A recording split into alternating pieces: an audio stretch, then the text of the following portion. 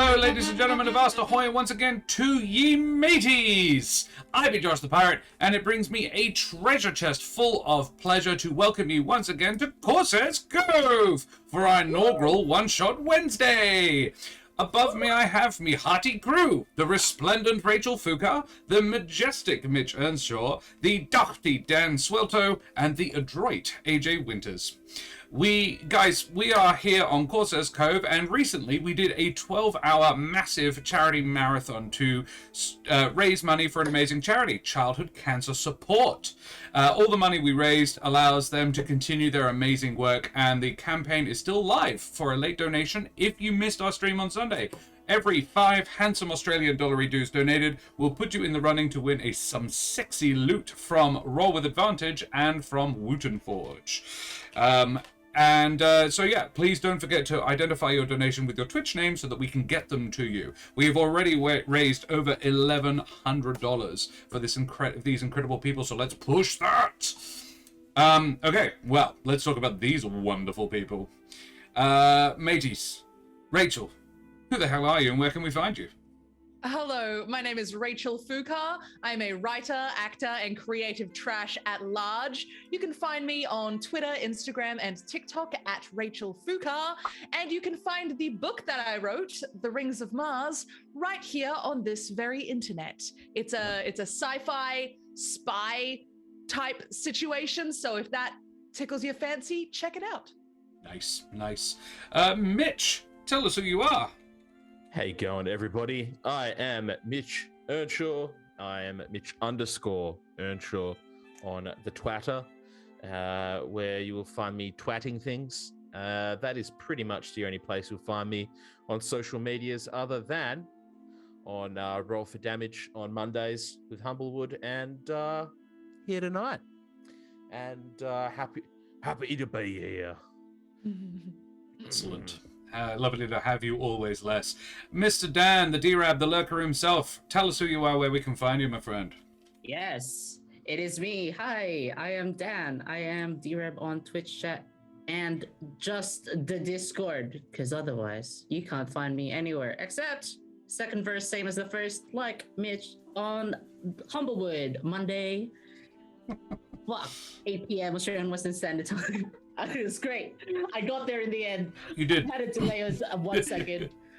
Where I play Fennec, wizard, evil, extraordinaire, apparently. And today I'm playing Bizzaro-Helvig, who is dead in that universe. So cool. Dead. Look. ED dead. Yeah. Not alive. Yeah, the opposite of alive.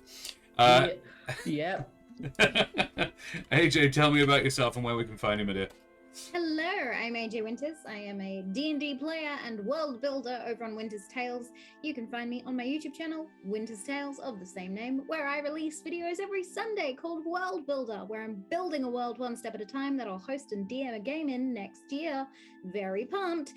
I'm also very pumped for tonight's episode because I get to be Dark Jude in Dark this Jude. alternative universe. So edgy and dark. I love it. I'm imagining Dark Jude would be like Batman. Yeah. Oh dear. Oh, Yes. Oh, here we go. Let's go with that. And It's Madame and vengeance, Monsieur. it's just murder. Yeah, sure. Dama under Heron and beings of indeterminate gender and persuasion, I am Josh the Pirate. You can find me here on Corsair's Cove, my channel, which I run with my good lady wife, the mother of bunnies, Karen Schlink herself. You can also find me on Mondays over on Roll for Damage, where I run the Grumblewood with these lovely people. And you'll probably find me tomorrow night here again on Corsair's Cove to run a new game of Grumblewood with a new group of people, including Nikolai Kravchenko, the Cossack Nico.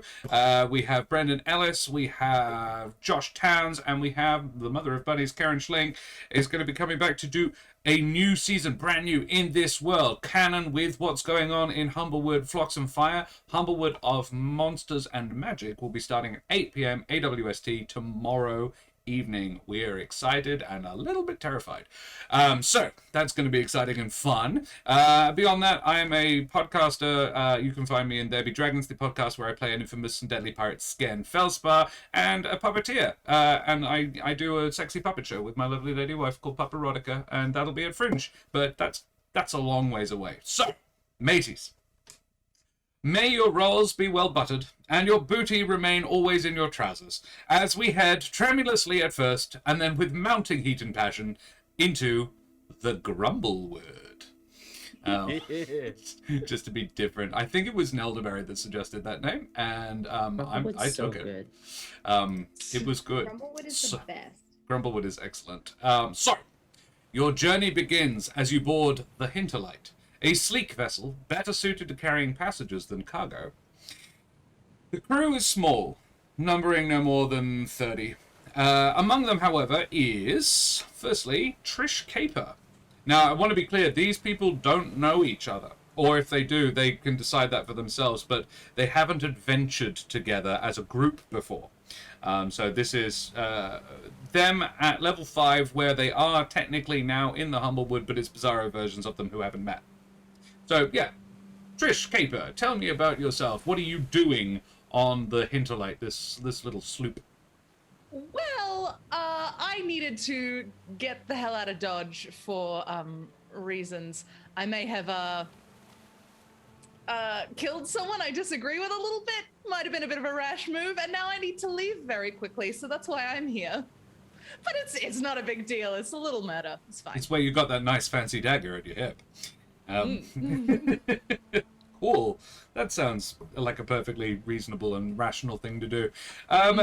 Always less. You sound like an interesting character. What are you doing on this boat? Why are you here? Oh, I'm here today because my mother, she's caused a little bit of ruckus, and yeah, I kind of needed to get out of Dodge as well.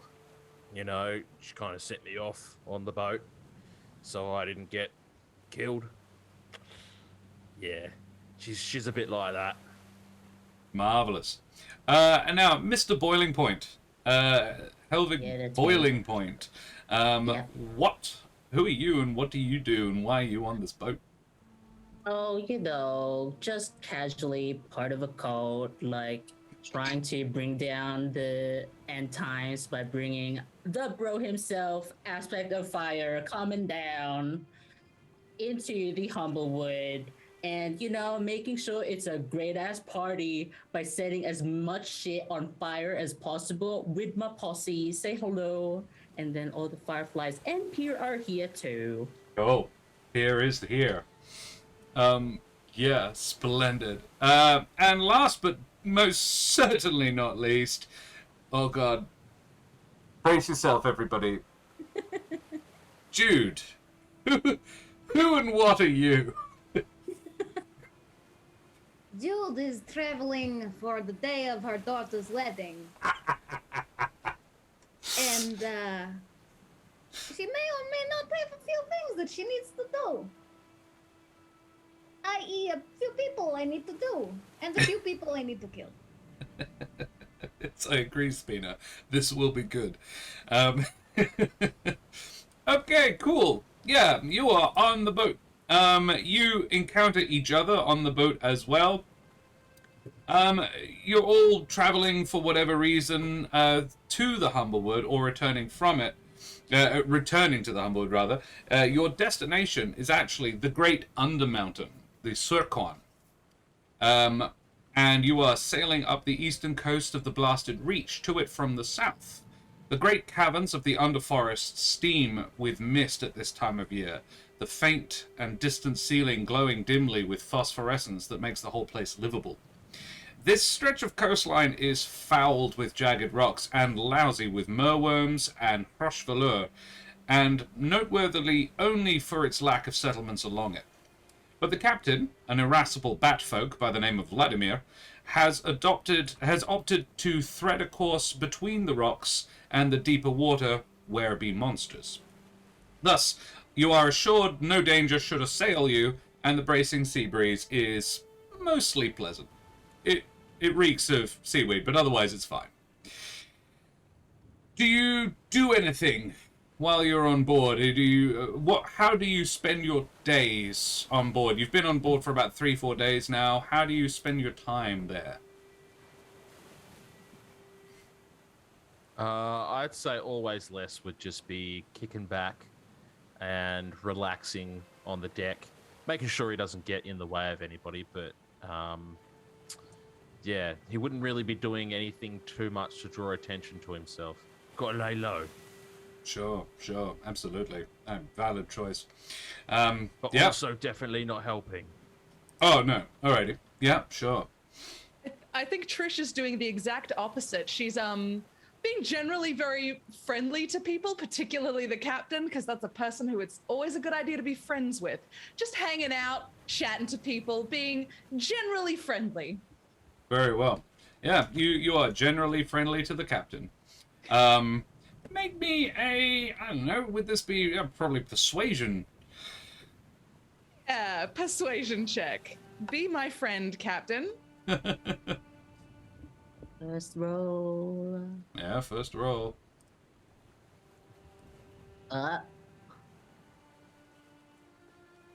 Did it come up? How did you roll it? I rolled it on D&D Beyond. It's an 18. Oh. I'm not lying. That would be why. Yeah, we're using roll 20 to roll.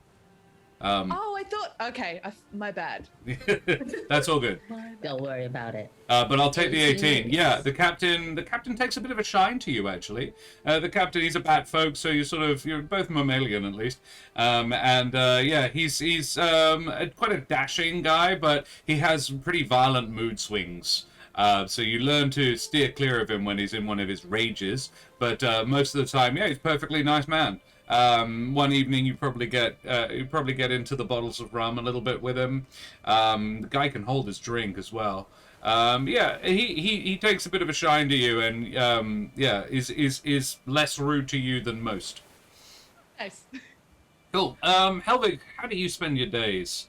You're on a boat that's Sorry, made how mostly many of wood. days? About 3 days so far. 3 days, and the only flammable thing around here Is is the the ship. Reason I'm that on. you're allowed is the reason that you're like not drowning. Yeah. The things I do. I spend the first couple of days wishing, or like maybe just scorching some areas, not enough to like do some damage, but really like pushing my luck. Yeah. And then the last few days to really go into a deep thought montage of philosophical things like, wouldn't it be nice if the oceans were just replaced with oil and then it was on fire? Actually, make me a perception check, Helvig. Certainly. Because you're not on an ocean per se. We are in the 19. 19. Amazing. Yeah, we are not in the ocean. We are in the Underdark. Oh. We are in the Underdark of Humblewood, of the Everden. And yeah, there are like just patches of oil on this sea. And yeah, so I'd say about the middle of the 3rd day, you spot one off the starboard bow. Josh, just as No. a side note, do you just want to scroll the Roll20 chat down Like on down? Twitch? Because it still shows rolls from the... I'm not down, receiving any. Really? Yeah, That's the I last might. chat? Oh. I Yeah, might. you need to go scroll all the way down. No, I'm going to sign back in. I think it's an Okay, old link. okay. Okay. Yeah, there we go. Sorry Let's about launch that. Again. That's okay. Thank you for pointing that out because I did wonder why it didn't come up. No worries. Okay. 19, you say? Yeah. Yeah. You see some stuff off the port bow, starboard bow. There we go. I'll leave that up there for now. Yes. So yeah, you. This to you, my lord. Mwah. And blow a kiss towards the what's going to be fire time. Sure. Yeah, you make an Eldritch Blast attack, I imagine. Yeah. Oh, good. Yay. Go, my fireflies. Yeah, you do 8 flaming force damage, and yeah, it lights up. And the captain, who had been just chatting away to Trish, not bothered by anything, in a fairly good mood, immediately flies into a rage as he's like, "Oh, what idiot did this? Why did you set the sea on fire?" Me? What? No, that's impossibly. Make You're it- so funny. I'm going to use Dean Winsworth's stat block to roll a perception check with this guy to see if he noticed that it was you who did it. What? Unbelievable. I saw it. He definitely well. saw it. He got a crit success. Yeah, he's like, "Why did you do that? We were not going to. Now I have to sail around it. You have just added 20 minutes to our journey. Ah, by the Emerintines, what a ridiculous thing to have done. You are setting parts of the ocean on fire." Do not know what this accent is. What do you mean? The ocean is blessed to be shining like the sun. He goes, "I don't like the light. I am a bat folk. This is You ridiculous." know what? Fair enough.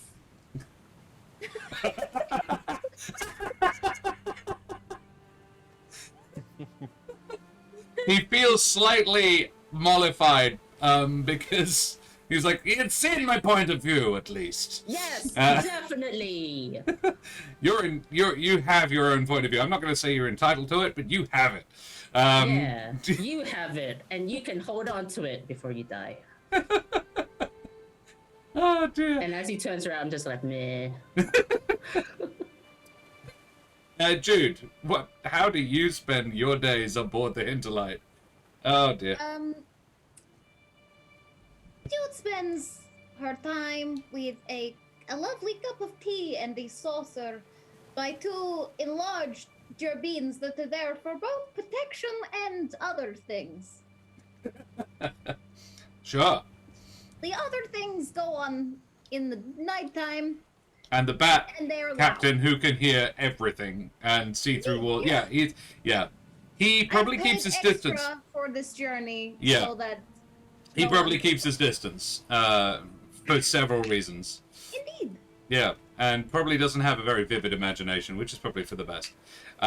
Sure, love it. The 2 enormous hulking gerbine who are nearly as tall as your average mapatch.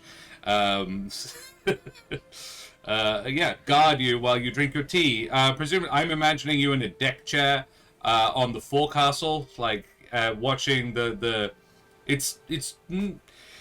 I actually looked the word up. The word is crepuscular. There you are. As or pertaining to twilight. It rarely gets above a crepuscular gloom down here. But yeah, it's still quite a pleasant view, and there's a nice patch of burning oil off the starboard bow for you to enjoy there, Jude. I don't know if you care, but yeah, it's not unpleasant. It's probably warm.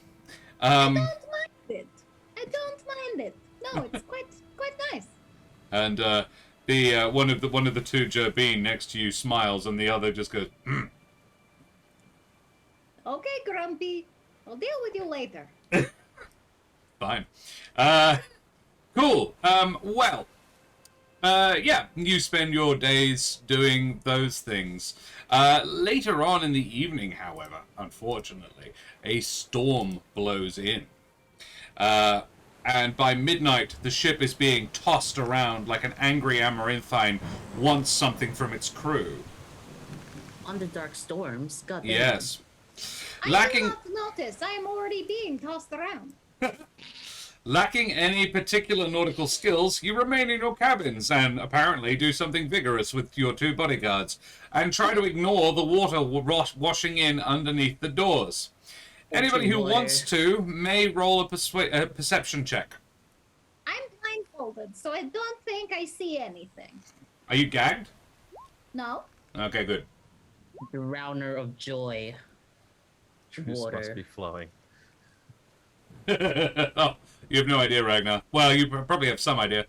Yeah, okay. Actually, Trish, you're the only person who hears it. I imagine you're still hanging out with the captain, even during the hard storm, yeah? You hear a desperate voice shout, "Land ho!"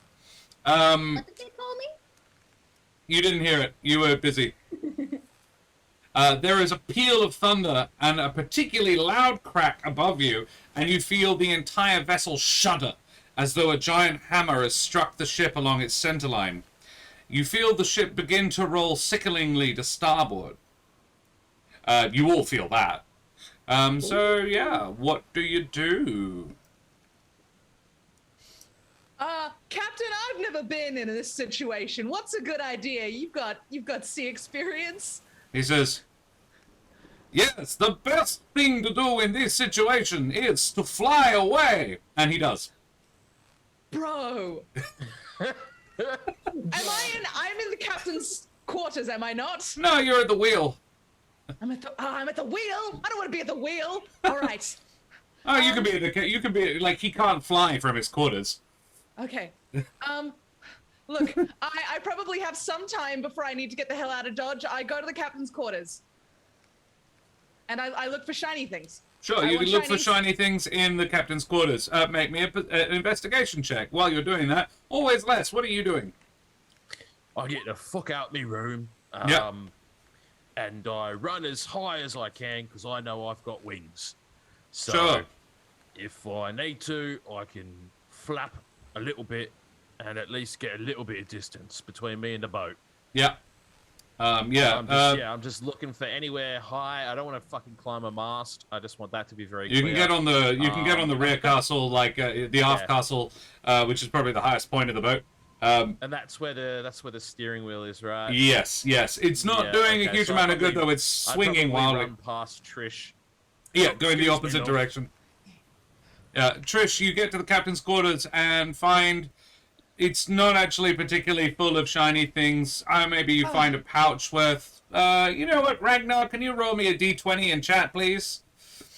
What? Oh, You'll find that many gold pieces worth of stuff, and a bunch of empty rum bottles. Is mostly the thing. You got an error. it's just Under space 20, not D20. Yeah, not d20, just space 20. Stupid drunk bat spending all his gold on rum when he should be buying shiny things for me to steal. There you go. Whoa, 20. Oh. Nice. It's a nat Okay. success from Ragnar. You know what? From the nat success, you also find a really nicely made pistol. Hell yeah, I take it all back. I take it all back. Excellent. It's not loaded, but yeah, you find one. Yeah. No, it's not for you, cheeky dog. Sorry, buddy. Yeah, you find also 2 gold pieces. There you are. Thank you, cheeky dog. Yeah, 2 gold pieces and a nicely made pistol. Cool. Mr. Boiling Point. Yeah, Which that's is a me. fun sentence to say. You're very wet. What do you do? The boat's also I'm tilting wet. lazily to the left. How dare this guy? Okay. I'll just go up. I assume I'm there already because that's why I'm wet. But I just hope against hope that something caught fucking fire in this god fucking storm. Probably not. No? Oh, It's shit. very wet. Why would fires rarely start in storms? I just If wanna anything, die. the ship is That's like all. even harder to set on fire now. A challenge accepted, and I raised the ship. Go, everyone! In what manner? Describe the manner that you make things worse.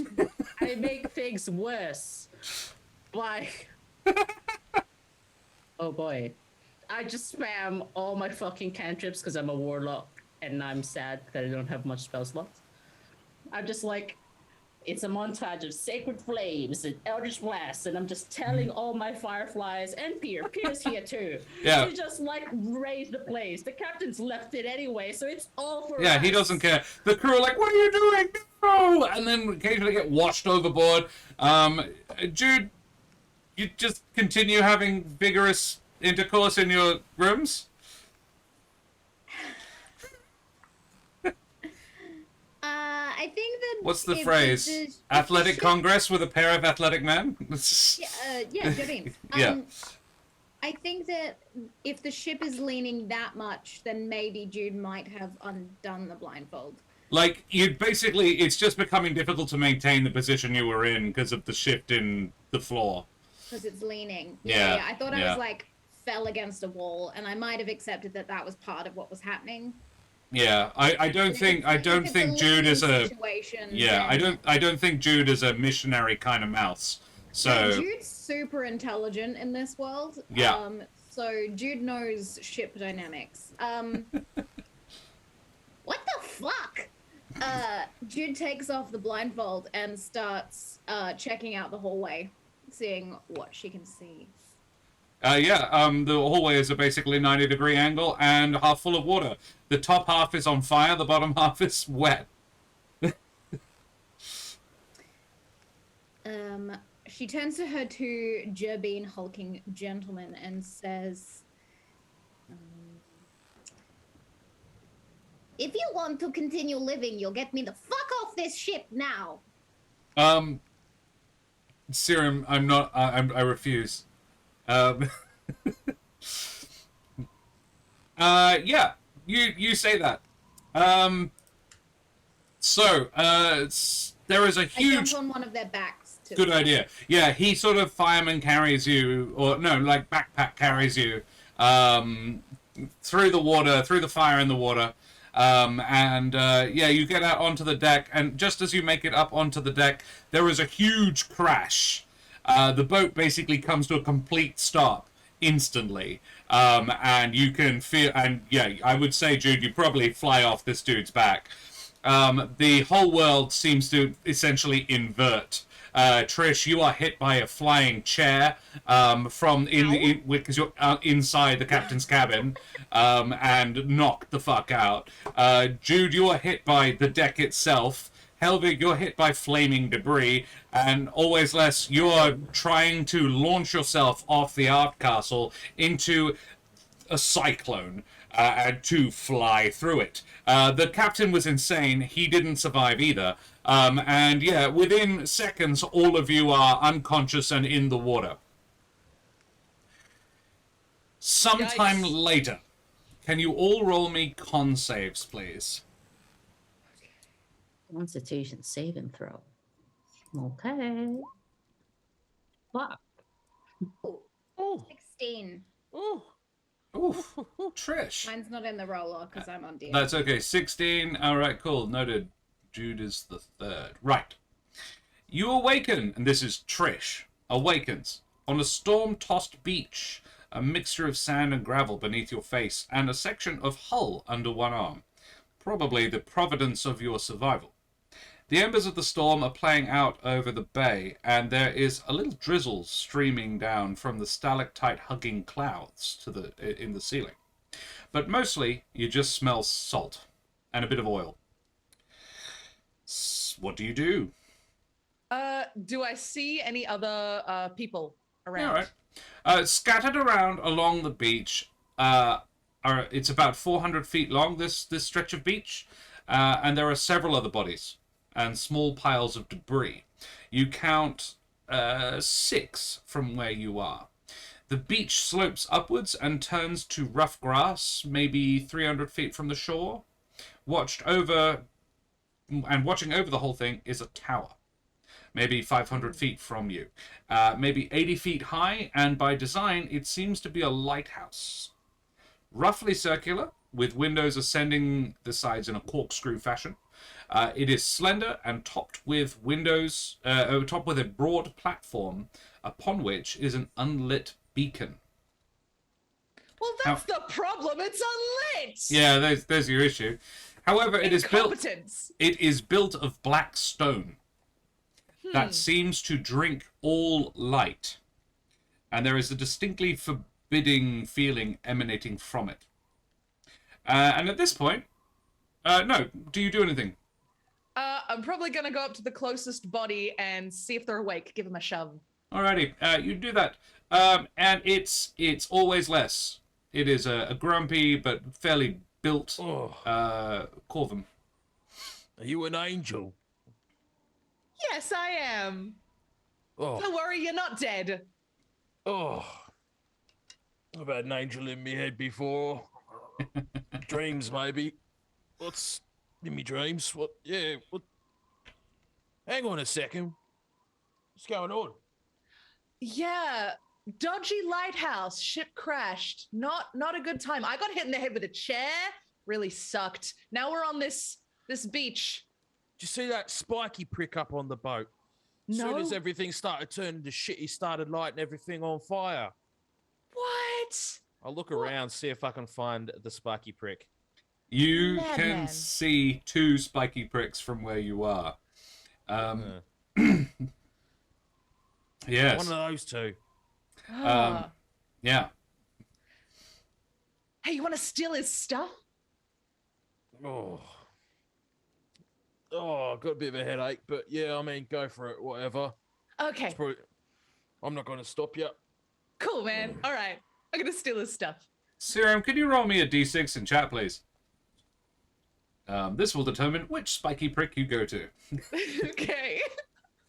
I thought you were going to call Serum a spiky prick because of his I mean, frog shape. The Right. frog comment is, yeah, unhelpful. Excellent. You do that. All right. The first, the body you go to is you roll it over. It's not the spiky prick you're looking for. Always less would notice this. It's not. It is the guy is actually, you don't even recognize him. There weren't any other hedge on board. This is a haughty looking creature, even in death. It's you don't recognize it from the boat, and you roll it over, and it reeks. Oh, boy, fuck. That's Oh. gross. Like, Oh, make me a medicine check, either of you, if you want to. why not? Oh, wait, wrong place. Yeah, it's fucking dead. That is what you determine from that roll. Yeah, I look at nine. Both of you, neither of you know very much about medicine, apparently. But which does shock me, actually, given the nature of this group. But you would. This looks like it's been dead more than the amount of time you feel that you've been unconscious. Like, nothing rots that fast, and this is like rotting. That's weird. Was he transporting bodies on that ship? I didn't see any, but because this has I been dead didn't for a look around. while. Let's go see the other bodies, maybe. Well, before you, as you begin to move away from it, the body moves. Oh, boy. Oh, it's not supposed to do that. No, It's definitely not. Its movements are sharp and actually uncommonly certain. It slowly raises itself up, its head lolling to the side, and then its eyes snap open, and it lunges toward you. I think always less. It would be the one who would be the one it lunges towards. Roll me initiative, please. Oh, All 4 of you can do it, but currently it's just. Oh, okay.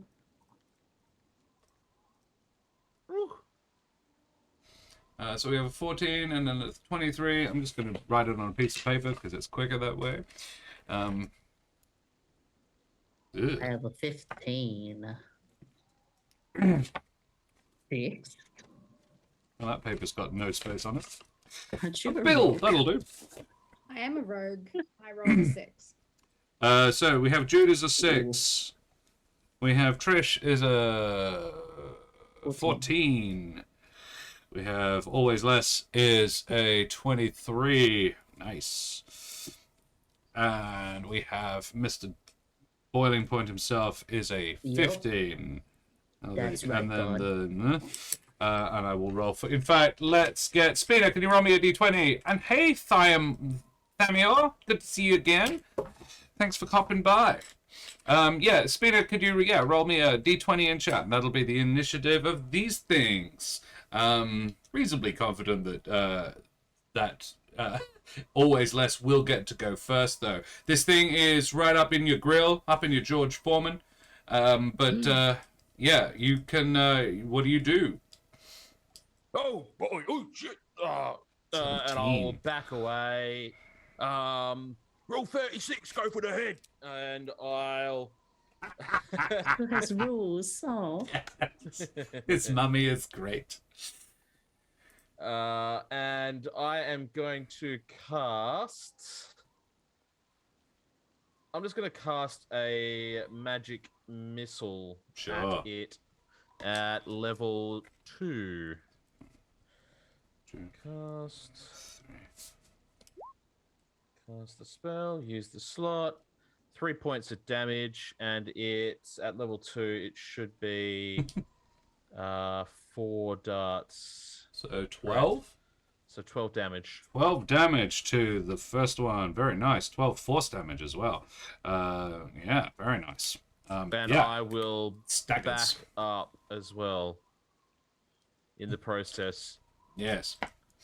Thamio, to answer your question, we are playing a bizzaro-world version of our original Humblewood crew. So it's not Helvig, it's Helvig. And Helvig Boiling Point is opposed to change Helvig it. Dew Point. You can change it in I Roll20 can as change well it. if you like. Yeah. I'll do that. Yeah, you do that. All right, Let's that's do that's what do that. Always Less does. The next person is actually the zombie. Do you back away from it Always Less, or do you stay up in his grill? I absolutely do. I back up as far as I can. Oh, it might make an opportunity attack If against it makes you. an opportunity attack, it makes an opportunity attack. Very well then. It makes an opportunity attack. It gets a 7. It misses you. I'm pretty confident.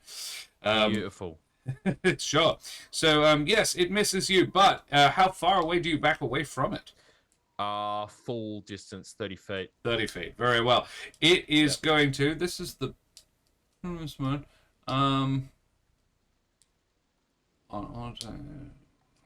Right. Okay.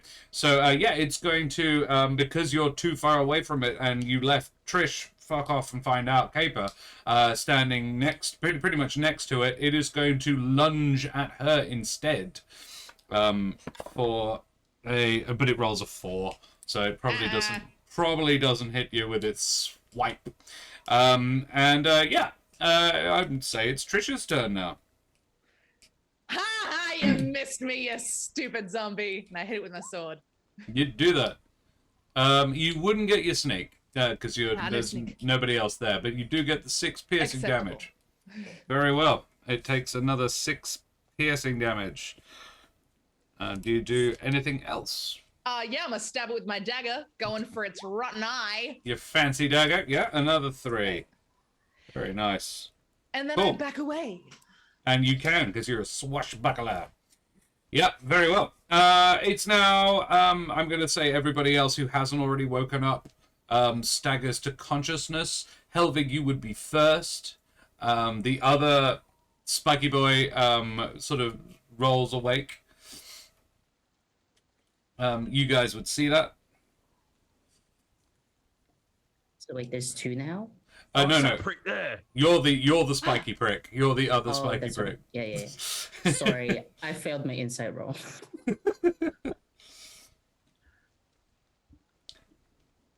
Ugh. Is it my turn or? Yes, it's your turn. Oh shit! And then it will be Jude, Oh. and then it will be the other things. How far away is this thing from me? It would be No. about 60 feet. Oh, and how slow does it look like it's moving? Very. It looks quite sluggish. Okay, great.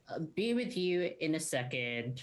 I'm gonna just like druidcraft a blow dry myself because the audacity of natural phenomena to ruin my time.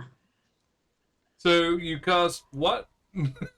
Druidcraft to do like a harmless jet of wind to blow dry myself. Very well, you dry yourself off. I assume it's warm wind. You sort of mix the druid craft Yeah. with a little bit of like flame just Of to course. warm yourself off. Yeah. By the Sure. aspect, everything I do is at least warm or greater temperature. Yeah.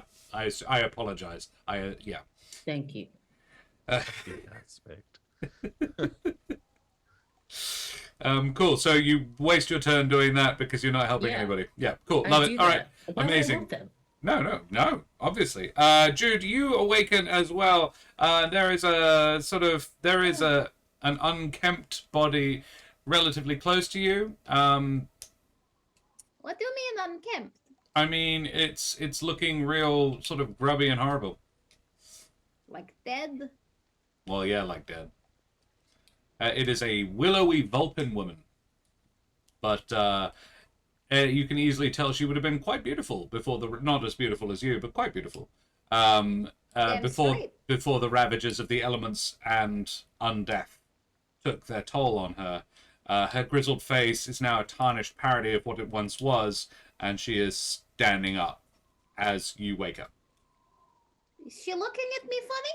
Yeah, not funny, but she's looking at you. No, define funny. She's, you know, the zombies in World War Z. That sort of the very chompy sort of zombie. That, yeah. She clacks her jaws together a couple of times. Not in really an expression of hunger, just sort of she does it. I'm going to wipe the blood off of my face and comb back my wet fur in a slick back look, because that's cool. And then launch myself at her and stab twice, because I'm a rogue. So you have not done anything new or different. You're still the guy. Yeah, let's see. Let's do it. Make There's me some always stabs. constants. Yeah. Constants that will never change. Yeah. Oh, Again, no sneak attack because you're alone. But yeah. that's okay. I took a feat that allows me to re-roll. Nice. Oh wait, no, hold on. Ooh. Hey, small town creepy. Nice to see you. Okay. 14? Hits. Oh, good. These are zombies. Yeah. I'll tell you for free, they have an AC of 8. And I rolled a 5 damage on the You do first 5 dagger. damage. Can I do 2? Yeah. Yeah, bonus action. No, If I you have can 2 do daggers. two weapon fighting, because bonus action next dagger. Yeah. 16. Hit. Also hits. It's twice what you need. Yeah. Perfect. 4 damage. 4 damage. A total of 9 piercing damage. So, something interesting about Jude in this universe is it's not so carelessly stabbing. It's very measured and precise. In the vital points, you know, kidney, neck, eyeball. Very well. You do that. It's down 1 neck and 1 eyeball. Well, down a kidney anyway. You haven't sliced its neck out yet.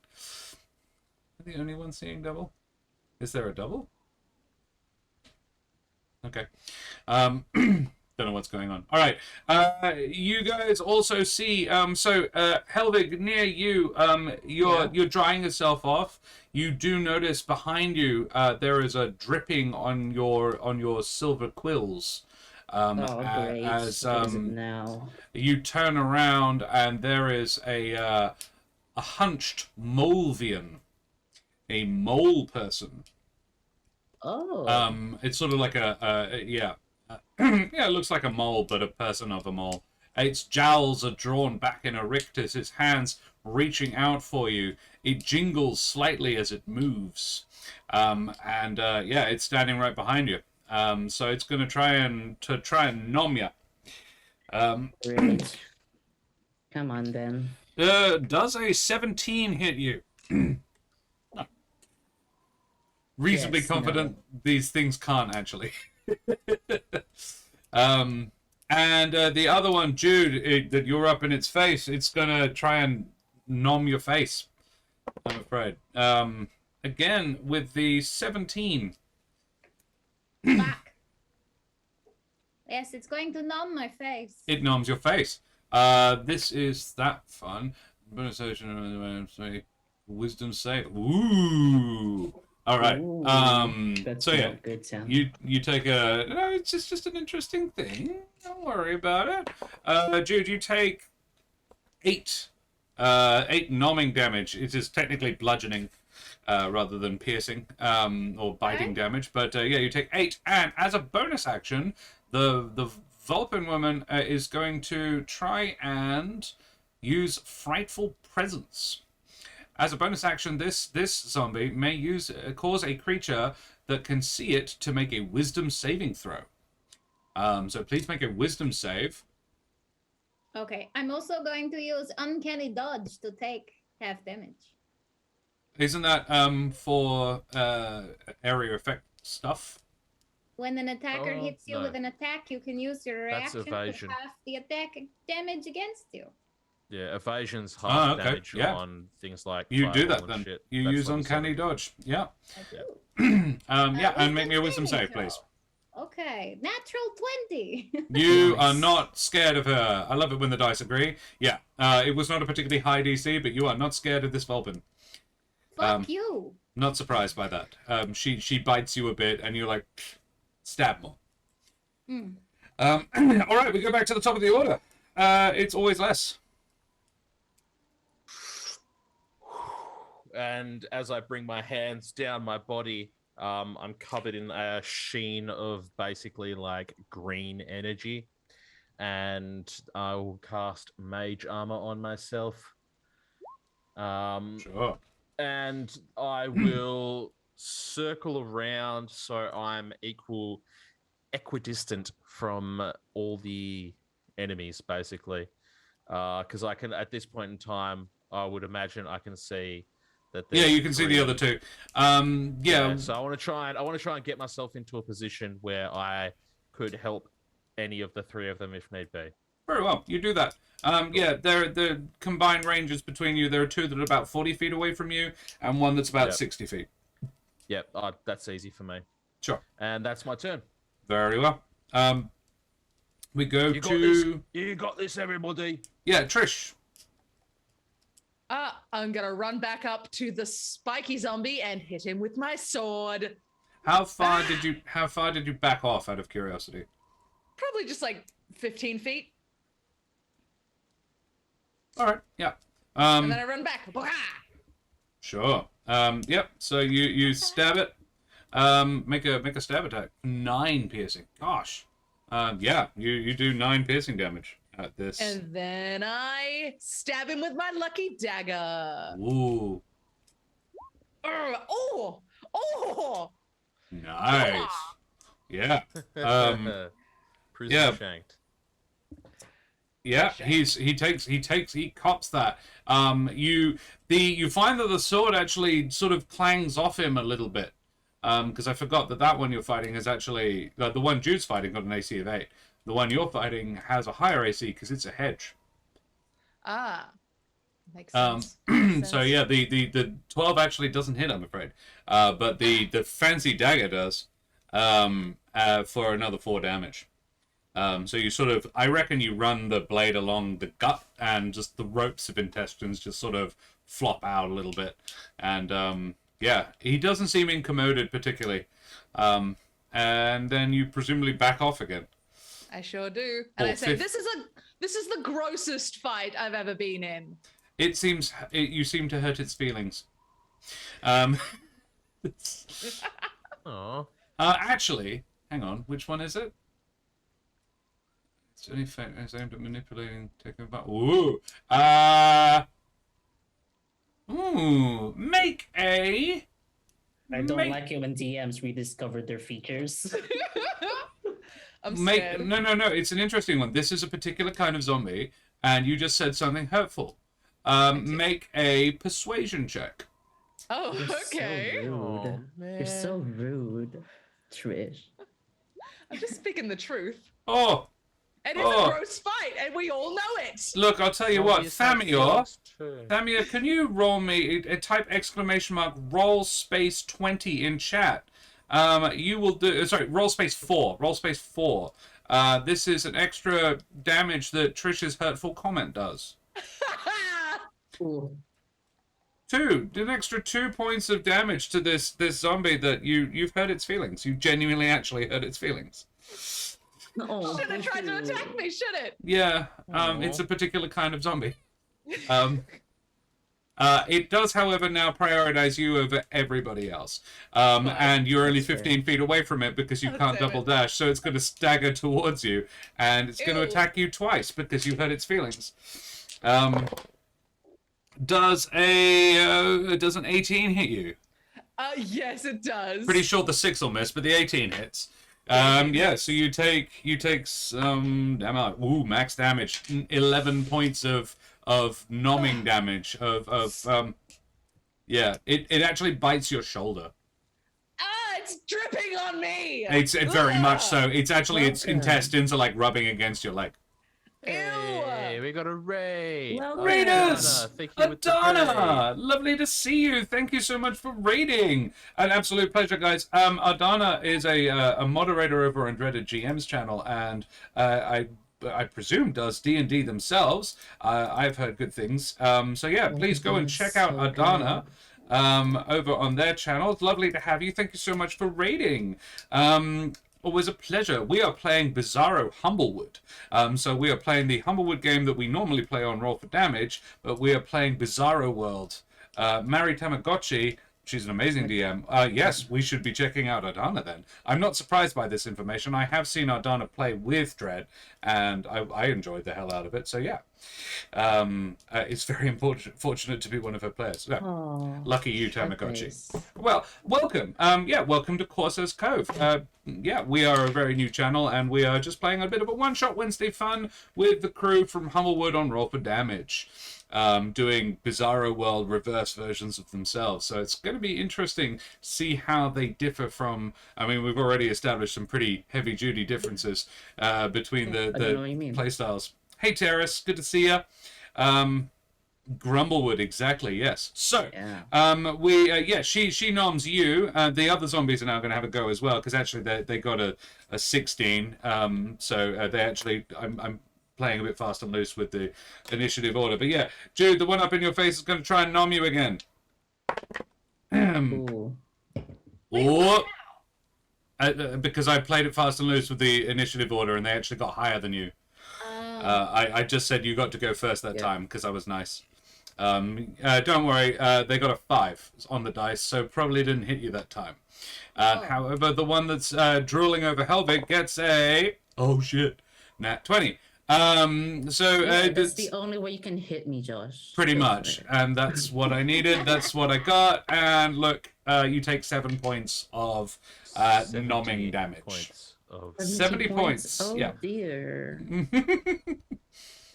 Well, they know how to play rough.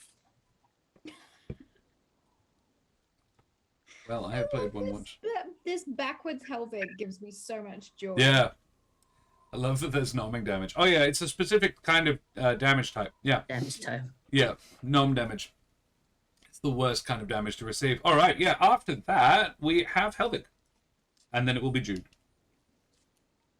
Alright, so remind me who's this forgettable face who just tried to eat me? It's a mole person, a Moldian. Right, well, I guess it doesn't matter. So I just kind of stare it down like the audacity. And without even moving my hands, the fireflies just tackle it for some sacred flame. Very nice. Make me a sacred flame attack. How dare you? How very dare they? Oh, I hit middle of the pack, I guess. Oh. How dare you?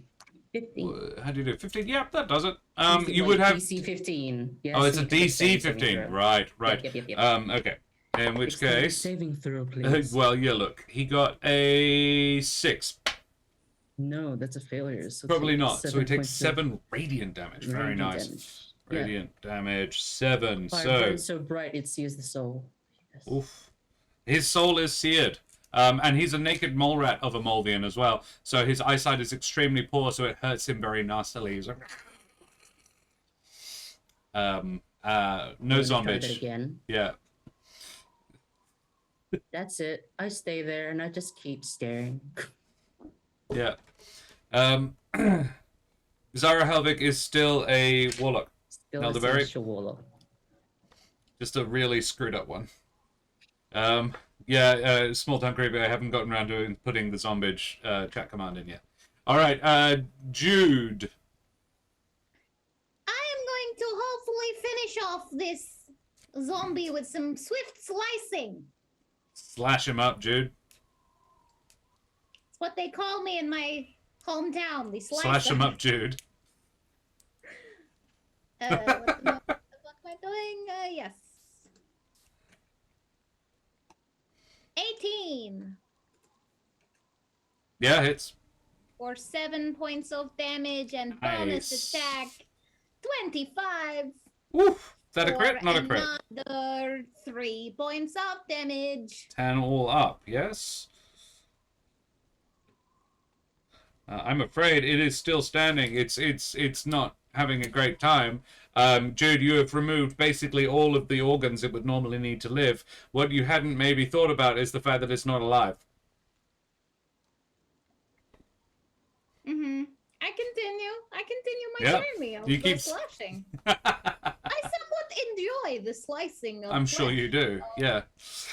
It reminds me of when I killed my brothers, one after another. Spoilers. Spoiler alert. Jeez. Yeah, very well. Always less. Tell me what you do. I would like to take a shot of firebolt Bolt. at the one near the spiky boy. Sure. so He'd probably like that. I will take a firebolt attack. Where up there? There. 22. 22 on Definitely the dice hits. Comfortably hits. for 10 Ooh. damage. That's 2d10s, is that? A 9 and a It is 1. 2d10, yeah. Rough. 9 and a 1, yep. I Yep, know, not bad. brutal. That's perfectly acceptable. And that's the one at Helvig's one. Helvig's Correct. one is takes 10 fire damage. And Still here. starts like and start trying to pop it out, put the thing out. I dramatically Keep it turn. together, everybody. Keep it together. You dramatically turn. Yeah, I dramatically turn towards the direction of the present that descended upon me. Fire, There you go. flying. Always less. Oh. All right. I'm getting significant the dwarf influencer vibes. I'm getting Really? Brayley. I'm getting Brayley vibes. Oh, Yeah, no, obviously, that's Omi. Yeah, I mean, if you've only done it with Unseen Servants, I don't think it counts anyway. So, yeah, right. Next is Trish. All right. I say, stay dead, you smelly prickle bush, as I hit it with my sword. Do so. Yeah, it hits, and 5 is the magic number. It does, in fact, this time appear to stay dead. Describe how you finish it. Finish him. All right, well, he's kind of clamped onto my shoulder, so I've got my sword in my left, and I go, ah! Just sort of get off me, you nasty, disgusting, smelly, drippy, not even any good loot piece of dead garbage. I'd kill you a third time if I could. Nasty. Small Town Creepy, can you roll me? This would be just a 1d2. Roll me a 1d2 in chat. Roll space 2. Because this is important. Because you're saying some very hurtful things. Got a 2. Yes, that's what we wanted. It bursts into flames. Ah! Like blue flames of like, and you hear this moaning wail as it dies. Like you heard its feelings to death. Boo-hoo. And I still have another attack, so I'm gonna run over to Jude and stab that one with my offhand dagger. Jude is comfortably 40 feet away from you. Oh dang! Never mind. That's Yeah. fine. You could It's throw fine. something. Oh, I have a bow and arrow. That's right. I'm gonna. You fire an can't arrow switch. You can't switch to a new Oh, I like can't massive switch. whole weapon set. But you could throw your offhand dagger. I'd allow that. But I don't want to throw it away. So I'm just gonna revel in my kill. Like, Sure. ha! Get some, you stupid zombies! Helvig, I don't know how you feel about blue fire, but the fire is blue. Look, that's the beauty of fire, God. It comes in many different colors. He's Fair, turned fair. on. That's what's up. Yeah, he's hot. Exactly. Look, as long as you're having fun, I have no problems. All right. Pyro. Yeah, absolutely. All right, the one that's trying to nom Jude continues to try to nom Jude. Oh, a 20 on the dice. No, sorry, a 20 total. It's a filthy 20. It hits. It does hit for another 8 damage, Jude. 4. Fuck you. Uncanny dodge. Yes. Yeah. The other dice probably didn't. Oh no, the other dice was 16. That's 19 on the second one. For another 4 actually. Trish was jacking. No, don't worry. Yeah. And the one that's stacking Helvig, that's now a bit on fire itself. Nah. Needs a 20, and it didn't get it. So yeah, it's a bit on fire, and it's now Helvig's turn. You're interrupting me from my revelry, you piece of shit. Stop trying to attack me. Sacred Flame. Yeah, I think it needs something quite high. Ooh, deck save? Yes. Yeah, no, it doesn't get it. It's 12. That's 7 more. 7 more. 7 more radiant. 7 more. Yes. What's that one? So yeah, How is it? It's badly charred, but it's still trying to like reach into your pockets.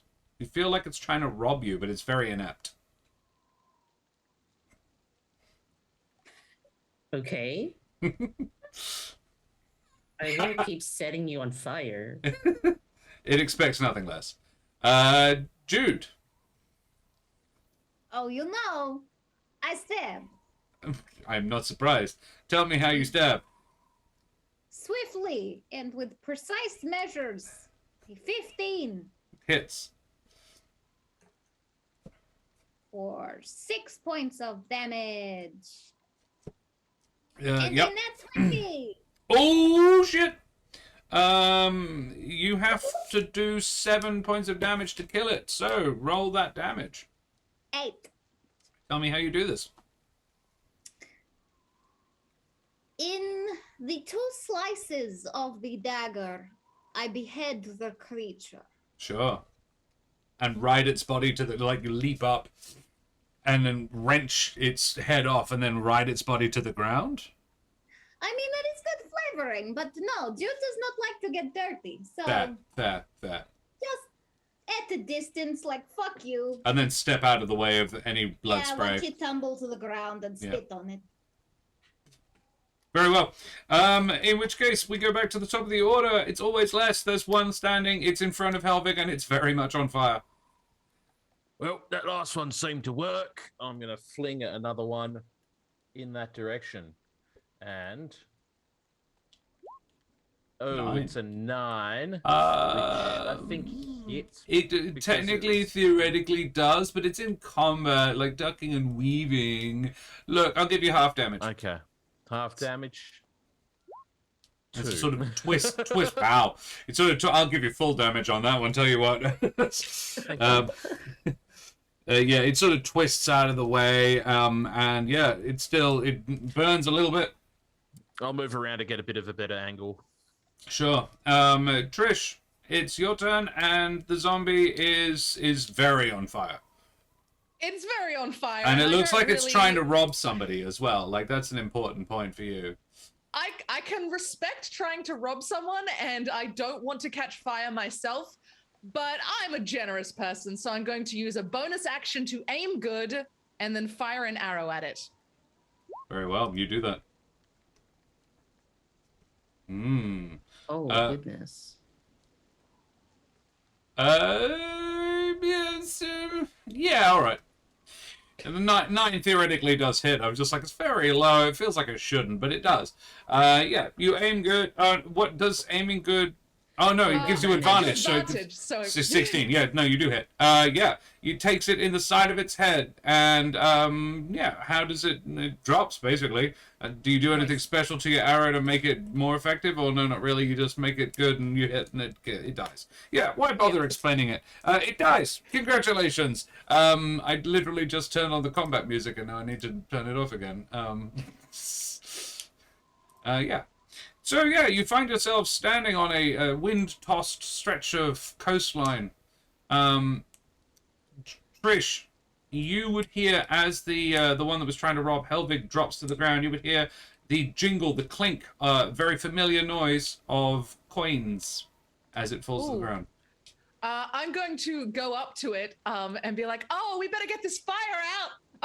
We don't want this to spread. No, it's, what are you talking about? Let it burn. No. It's not safe. It's not safe." And as I pat him down, I like rifle through his pockets. Yeah, obviously. You won't be safe. Make an investigation check. All right. Zombie thief. Yeah. It is a zombie of avarice, an avaricious zombie. They if they ever hit you, they steal your money. And I believe Helvig was hit, so I don't know how much money Helvig had, but now the zombie has half of it, and now Trish has half of that. That is 19. There you go. See, now you have the fun of setting it on fire all over again, though. So. And Trish, you also have a pair of like quite fancy eyeglasses, but not without ear things though. It's just like it pinches to the nose. They're on a little silver chain, and the lenses are cracked, but the whole things themselves are actually quite nicely made. It's probably worth 20 gold pieces. I try them on and I say, "Ooh, look at me! I'm smart." I leave it to the others to decide whether or not they think you look smart. All right. Not smart, but funny. Like that. We're not in a good spot right now, are we? No, not really. And from all this water. Y'all all right? Yeah, I'm good. Yeah. Could be worse. Where are my hunky gerbin men? Nowhere to be seen, dude. Oh, fuck. I Um, promised their families I would let them live. Oh, You had sound hunky sound like my mother. Oh. Ooh, interesting. Yeah. Yeah, you have to switch back to roll 20 Oh, I do. on the screen. Guys, weird. guys, look! I'm seeing something with my fancy new glasses. Oh no, what? Pray tell, are you seeing? I see a garbage lighthouse that almost got us killed over there. It's No not No lit. beacon. No beacon. What's the point of a lighthouse with no beacon? Fair. This is why Looks the like somebody aspect needs to brought go me up there and here. light it. Yeah. Yep, I'm gonna start marching. Yeah. By the way, prickly Yeah? one. What's your name? Oh. What's yours? That's kind of rude. You don't introduce yourself before asking somebody else's name. Suspicious. Apologies. All right. Your name's always less. And you are? Name's Helvig. Helvig Boiling Point. All right. Well, Yeah. Helvig. What was with the whole setting the boat on fire? That seemed a little bit, I don't know, counterproductive to us getting somewhere. Is it? We're alive, aren't we? Well, we're also on an island. Hey! Yeah, and it was gonna crash anyway. Right. Can't really argue with that, can I? So I'm just making the most of the situation, frankly. That's a lot of wood that's not going to be used much. So, you know, I made use of it. Speaking of wood that's not going to be used much, the wreckage is mostly useless, and there is a dinghy that is washed up but is holed. You could search the beach if you wanted to. There may be other things there besides what's on the bodies of the dead. Well, maybe we should see if we can get into that unlit lighthouse and see what we Yes. can see from the top, eh? You know, you have a good head on your shoulders always, Les. That's a good idea. My mother said the same thing. I feel like you have mother issues, and if you want to talk about that sometime, I will schedule it in. All right, I'm gonna note out of here. I do not have any mother issues. My mother's amazing. She is. She's a bloody great woman. A little bit stabby, but Who isn't? lovely. All the best people are. I start walking. You're not the only Jude, ones I who wouldn't be sound overly Jamaican. surprised if you had heard of Always Less's mother. What is always Yeah. Less's mother called? Her name's Granny Smith. Ah. Then I have indeed heard of your mother. Yeah, she's you got a bit of a reputation in the underworld. A woman to hire, no? Yeah, something like that. Yes. Anyway, All right, heading inland towards the tower, you can soon determine you're on a small island, perhaps 1,000 foot wide, with the tower in its center the only building or sign of life. The air is filled with the mixed smells of rotting seaweed, salt, and corpses, and a bit of ash and burning as well. And though the wind buffets you as it whistles through the canyon, you hear no noises of anything living, even birds. it's bloody dead quiet, ain't it? Hmm. Yeah, Strange. could be good, could be bad. Are there plants? Small town creepy. Will Sean make an appearance as Granny Smith? If we were doing this longer, yes. Cool. What are your names, by the way? If you don't mind me asking, just so I'm not calling out, or you. You know. My name is Trish Caper. Nice to meet you. Yeah, pleasure. And you are, milady. I go by many names. The Littlefoot joy. is usually what people know me as, but I've also been known to be called the Potato Sack Killer. Why would you kill Uh. potato sacks? Think on it a little longer, you. Let's get it eventually. Okay, well, Alright. I'll figure it out. Littlefoot it is. Is it like an airtight potato sack, or is it like a garrote situation where you, like, how does that work? I've never killed someone with fabric before. Depends on the day. Ah, all right. Huh. Yeah, agreed. Okay, Um, props to creativity to make your work better. Yeah, it keeps things fresh, Guys. keeps things interesting. I get that. Yeah. When you have so many people to kill all the time, you find new things to do, you know? Would anyone Oh, like a cookie? is it poisoned? no, but they are waterlogged as fuck. I mean, you look like she's eating a cookie. I'll have one if you don't mind, There milady. you go. Yeah, I'll have one.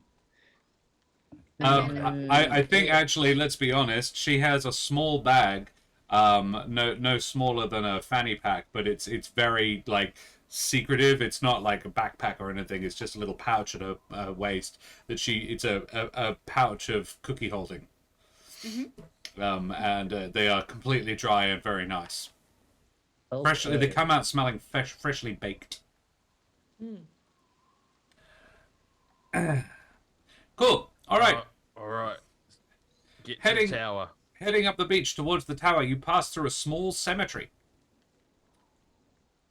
There are literally only 4 headstones. Hey, look, dead center of town. Oh, That's pretty good. nice. Nice one. Yeah, it's like Dying to get in there. Dead center. Fuck, that was good. Miss really like that. yeah. I could go on for days with please don't. cemetery. Yeah, there are only 4 headstones. They all look fairly weathered.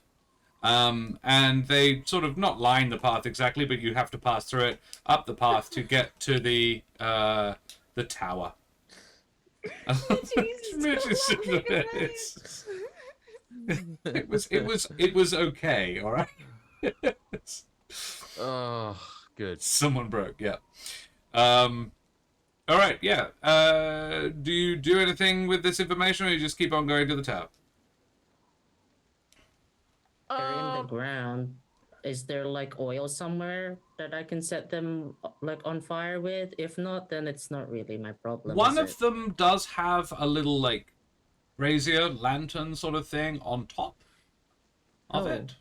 It's got flame detailing on the like carved into the marble when you come to look at it, and it's got a Oh, little cool. like a metal brazier on the top that holds like a torch, but it's not lit, and you get the uncommon feeling that it should be. Oh, cool. So how big is this? So it's carved into the tombstone, you say? The tombstone itself is about 2 feet tall, and on top of it there is a little metal bracket with a torch in it. It's not very big. It's maybe 6 inches tall. It looks like it could be lit. I walk around it and I ponder if I can just take the tombstone because it's cool. It's got like a fire thing on it. The tombstone says, "Helvig, feared in death as in life," on it. So I try and take it. It's a stone that is Wow. buried. You can make an athletics check to try and uproot it if you like, but it probably weighs what you do. This is what I get for not working out like the aspect said. Yeah, always do what the aspect tells you. Yeah, no, Wait, you is do it- not. You do not manage to uproot it. Are you Ugh. trying to pull out a bloody gravestone? Why the hell would you do that for? It's got my name on it, all right? What do you Is mean your it's got your name on name on it? Yeah, it's got my name on it. Go around and look. Yeah. Look at the others. yeah. The other three say, Trish Caper, stolen from us. Always less, bemoaned but not forgotten. And Jude Littlefoot, survived by 7 husbands. Damn. Jeepers. Number 8's on the way. Well, yeah, number 8 is actually at the bottom of the ocean.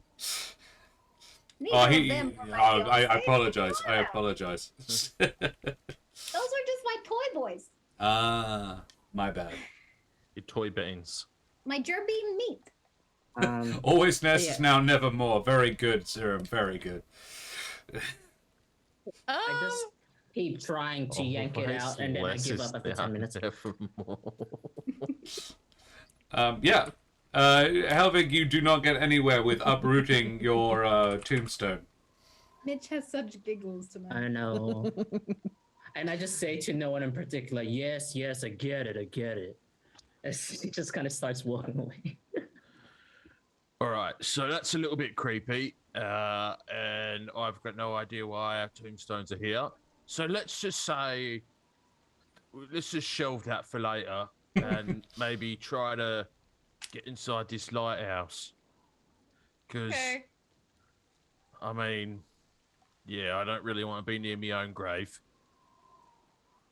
Yeah, Sure. yeah. I'm warring internally with the urge to get away from this creepy place and the urge to loot my own corpse. Because whoever gets that opportunity, you know? But I don't feel like it's smart, so I got to agree with you always. Let's Do you get the reckon hell your out of here. body's? Do you reckon your body's down there? I don't know. Like, I kind of want to know though, right? Like, Kind of do as well. I know. What are you guys doing? Now the DM is frantically deciding whether or not the body is down there. Let chat, bro. I mean, look, Trish brings The up. a DM pretty has valid decided point. if you want to dig up the bodies, you are welcome to try. Well, I'm a curious being at heart, so I'm gonna try and dig up my own body. Oh, I gotta see this. I will say, Trish, make a perception check. I'm going to give me a second. I'm going to get some friends to help, Okay, and yeah. I'll start ritually casting Unsent Servant. Oh, hell yeah. Yeah, Trish. Yeah, you. I don't know. How do you go about digging up your own body? Well, I got pretty strong little claws, so I'm just gonna try and start scooping at the dirt with these unseen servants. Sure, the unseen servant takes about 10 minutes. If the rest of you are like keen to wait half an hour, you could probably uproot at least one body. It'll take a little while. Loot. I'm fine waiting. It's not like the lighthouse is like gonna go anywhere. Yeah. Though you I wouldn't do, help like, though. try and set. No, coats no. But you do light your own torch. Yeah, and like other flammable shit. Just out of Yeah, boredom. there's some grass and stuff. It's still very wet, but you can eventually light it if you really want to. Some stunted trees and a bit of grass. It's all pretty scrubby and nasty. Perseverance gets you everywhere. Exactly. You light the torch, however, and it goes up and it glows. It actually emits the fireflies. Oh joy. Is that good for you? Is that bad? Like, you're like, yeah, good. I mean, As it should they're do. always yeah. I mean, it's aspects dude, so I don't mind. Jude, what do you do while these two ragamuffins are uprooting Trisha's corpse? I eat cookies, and I make myself a tea. My little tea set that also comes out of my pouch. You could probably like cook it on the torch. I do. Yeah. I rub my ring. Oh, right, on your finger. Right. I do summon Pier because it gets to that point where I just want to raise the countryside. So I do want to just like kind of make him like do drone view. Sure. Just so I sure. get a different perspective. Very well. Like, how high up does he go? Does he go above the lighthouse is the big question. No.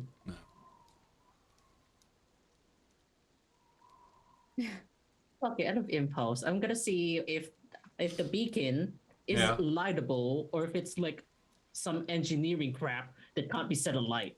I mean, it's definitely engineering crap, but it can be set alight, but it looks like the mechanism to do so is quite complicated. Ugh.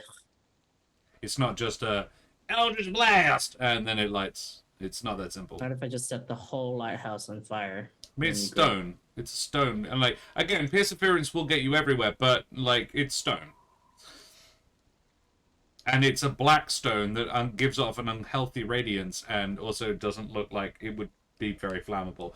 Trish, I'm going to say you get down to your body. It has all the loot on it that you have on you. Oh, weird. Okay. I take it. Yeah, you take it and pretty. it disappears from you, and you get that version instead. Ah. You don't double, I'm that- afraid. Ah. Okay. Well, weird. All right, guys, it's weird, but it's not worth doing. Thanks for being patient. No worries. What was in there? It was me, but I couldn't even loot me. Like, She's 6 feet down, and you see a hand waving, and it's like this really desiccated Mapatch hand, and then you see the hand. There's another hand that's healthy holding it. Because I feel Trish has a dark sense of humor. You're a bloody Oh. barrel of I am laughs. enjoying what is happening right now. This is the day of my daughter's wedding, so I should probably, wrap up this whole on an island thing. oh damn! I didn't know you were in a rush. I'm sorry. No, it's fine. It's fine. They'll wait for Do you me, have but pyrotechnics at your wedding? What? Do you have pyrotechnics at your wedding? My daughter doesn't, but I might want some pyrotechnics for my next wedding. All right. It always needs to be bigger than the last, Make a real show of it. That's what she's. Oh, wait. I agree. Anyway. also that's why the 8th husband. Cool. You head up to the lighthouse-ish building, and guys, I think we may take a short break there. Might be a Cool. good idea to take a little breaklet. Chat, I hope you're having fun. We certainly are. I'm having a lovely time. This is super chill and funny. Guys, pleasant. We will be back in 5 to 10. Thanks so much, and we will see you soon.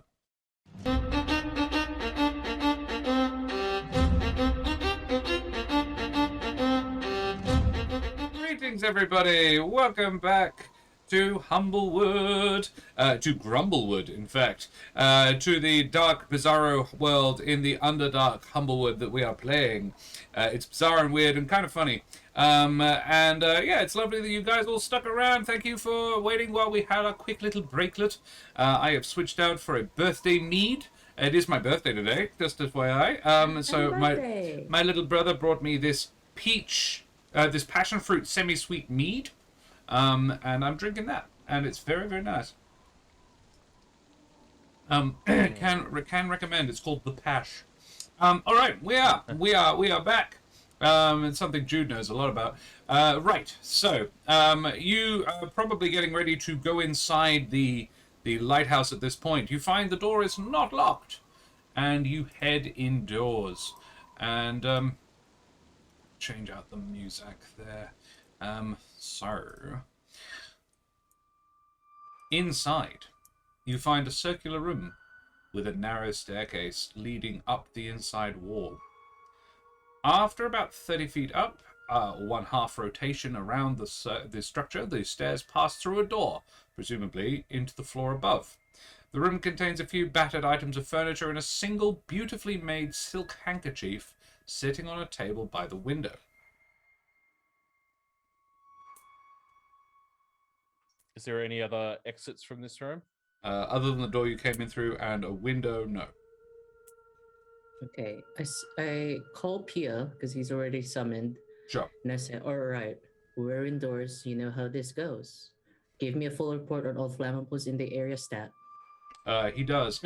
Yeah, there's a bunch of like broken furniture that's flammable. One of the chairs is the chairs, all the furniture basically are wooden, and the silk handkerchief theoretically would burn. The stairs are also wood. I'm gonna walk to the window and peer out it.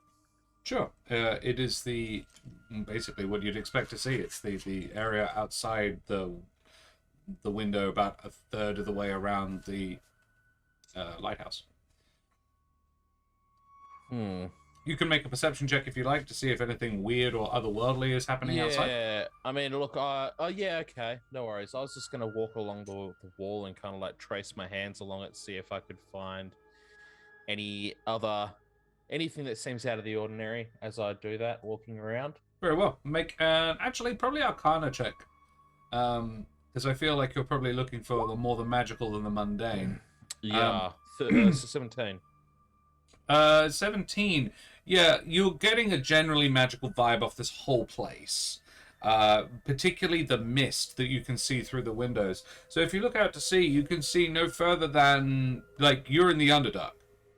You ought to be able to see, like, the horizons aren't a thing in the Underdark. You're in a series of large caverns. So you ought to be able to see the end of a thing, or at least sort of the next cavern along. And whilst you can sort of get the general vibe of the next cavern along, which was a fairly major light source, because it's the one that contained Selenoch, which is the capital city of the Underdark, and it has a fairly major light source in it. It's all very muted and dark. There is, however, a mist. You head no more than 200 feet offshore and you get mist. And you simply cannot see at sea level anything beyond that. The ceiling is visible, but it's shrouded in cloud, and you couldn't make out any particular landmarks or anything up there. Yeah, that's and you get the vibe from that 17 that it is magical in nature. That this obscuring is a magical effect. You also got the feeling that the tombstones were also magical. Okay. Interesting. All right. So,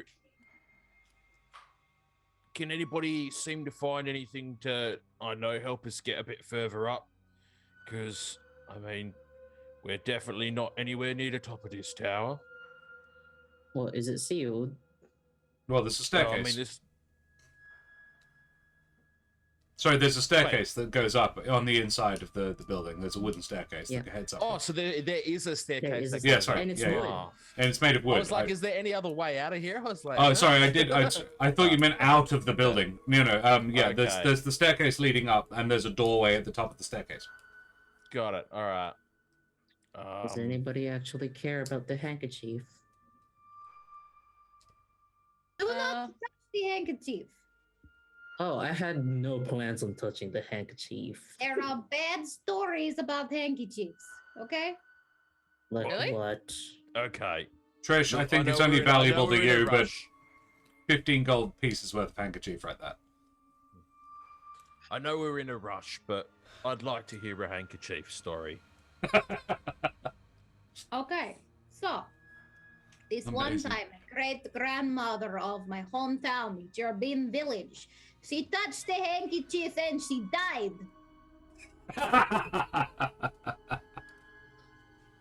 Right. End of story. And that's why all handkerchiefs are evil and should be burned. That's what you're Agreed. saying. Yeah. Light it on of fire. course, Whatever. yeah. Okay. Great. 15 gold now. If it'll keep him happy. All right, everyone, you know what to You do. burn it. Yep. Yeah, you burn it. It burns very... At all. No, it burns, if anything, unusually red. But it could just be what the thing was made of. It burns, like, particularly red. As a sort of phosphorescence. No, phosphor burns a different colour. I If think only phosphor I burns yellow. was. If only I was worthy enough to hit up the aspect himself and go opinion on unusually red fire. But that's okay. One day. I mean, you can do if you like. Or you're I'll not, try. you don't... Yeah, go on then. Make a religion check. I'll try. Yo, aspect, bro. Nah, it's Nah. fine. It's like you deal with it. I'm like, No, you get a mental image You of... spontaneously combust. No, you get the you got it. Not now. You basically, you do get an info. You do get a very short voicemail from him. That you have reached the aspect of fire. If you are not setting things on fire now, why the fuck not? And hangs up. Yeah, I got his voicemail. Ouch. It's okay. And you It shouldn't be happens. because you're on the phone. Why are you not setting things on fire? Bro, I can multitask. Come on, man. You know me, Helvig. Yeah. Whatever. Beep beep. Yeah. All right. I'll Sure. push you to the stairs. Ladies first. None of that here. Trish just sort of waits to see if Jude's Jude gonna go does. first. And Jude has not survived this long by being the first person through a door.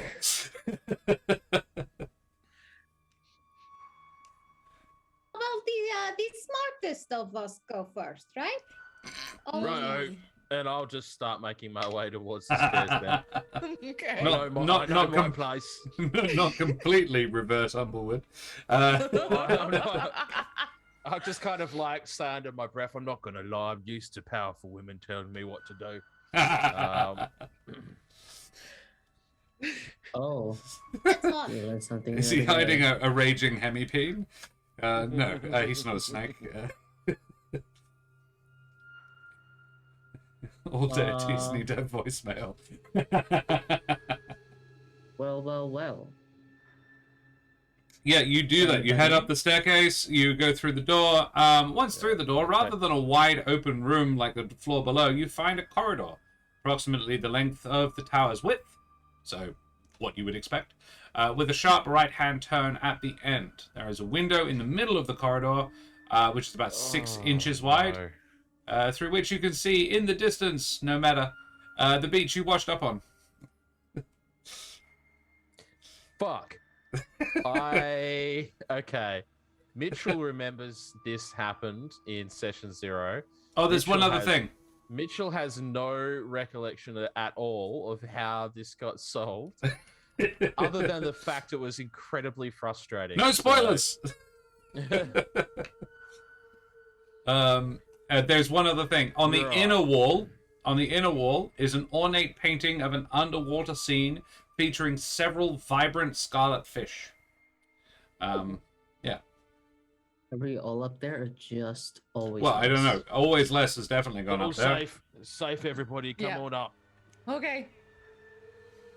I want to take a closer look at this painting because Sure. Trish appreciates art.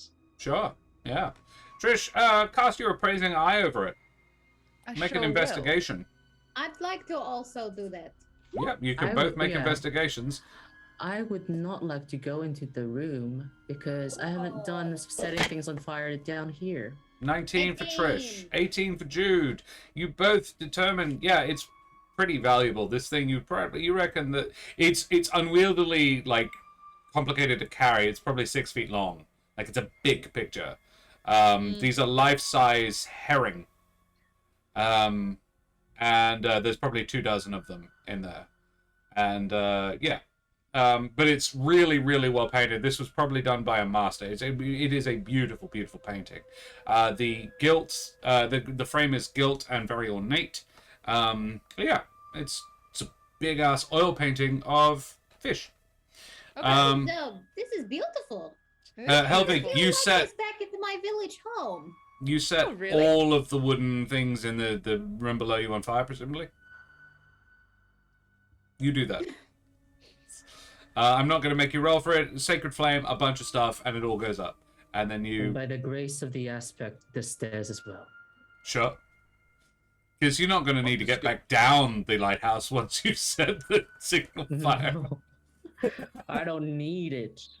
Very well. You do that. I'm just going to check up ahead, ladies. Yep. Very well. Okay.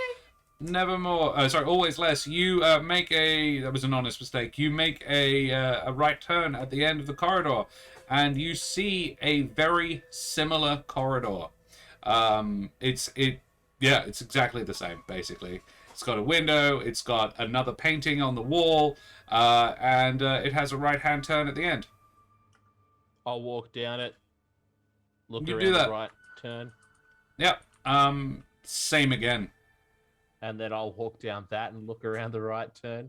Yeah. Which logically, in my mind, would mean that I'm looking back at this Yep. lot.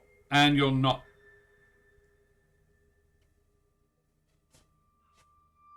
Helvig, have you come through the door yet? You I do am that. now. Yep.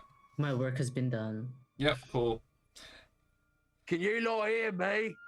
Yeah, you guys hear from behind you, from behind the door that Helvig just came through, a Always Less's voice. How did you get back there? Back where? I'm going to start making my way back the way I came. And... Sorry, keep going. Your voice is coming from the room we were just in. How did you get back there? Well, it's a bloody square, isn't it? Yeah, it's got 5 sides, but yeah, it's a square. Wait, what? Each I mean, The each five each sides angle then. each angle is 90 degrees, but you have to go around 5 of them to get back. You guys could hear him on the other side of the door. I opened the door. You find yourself looking down a corridor, like never. Always Less has started coming back at this point.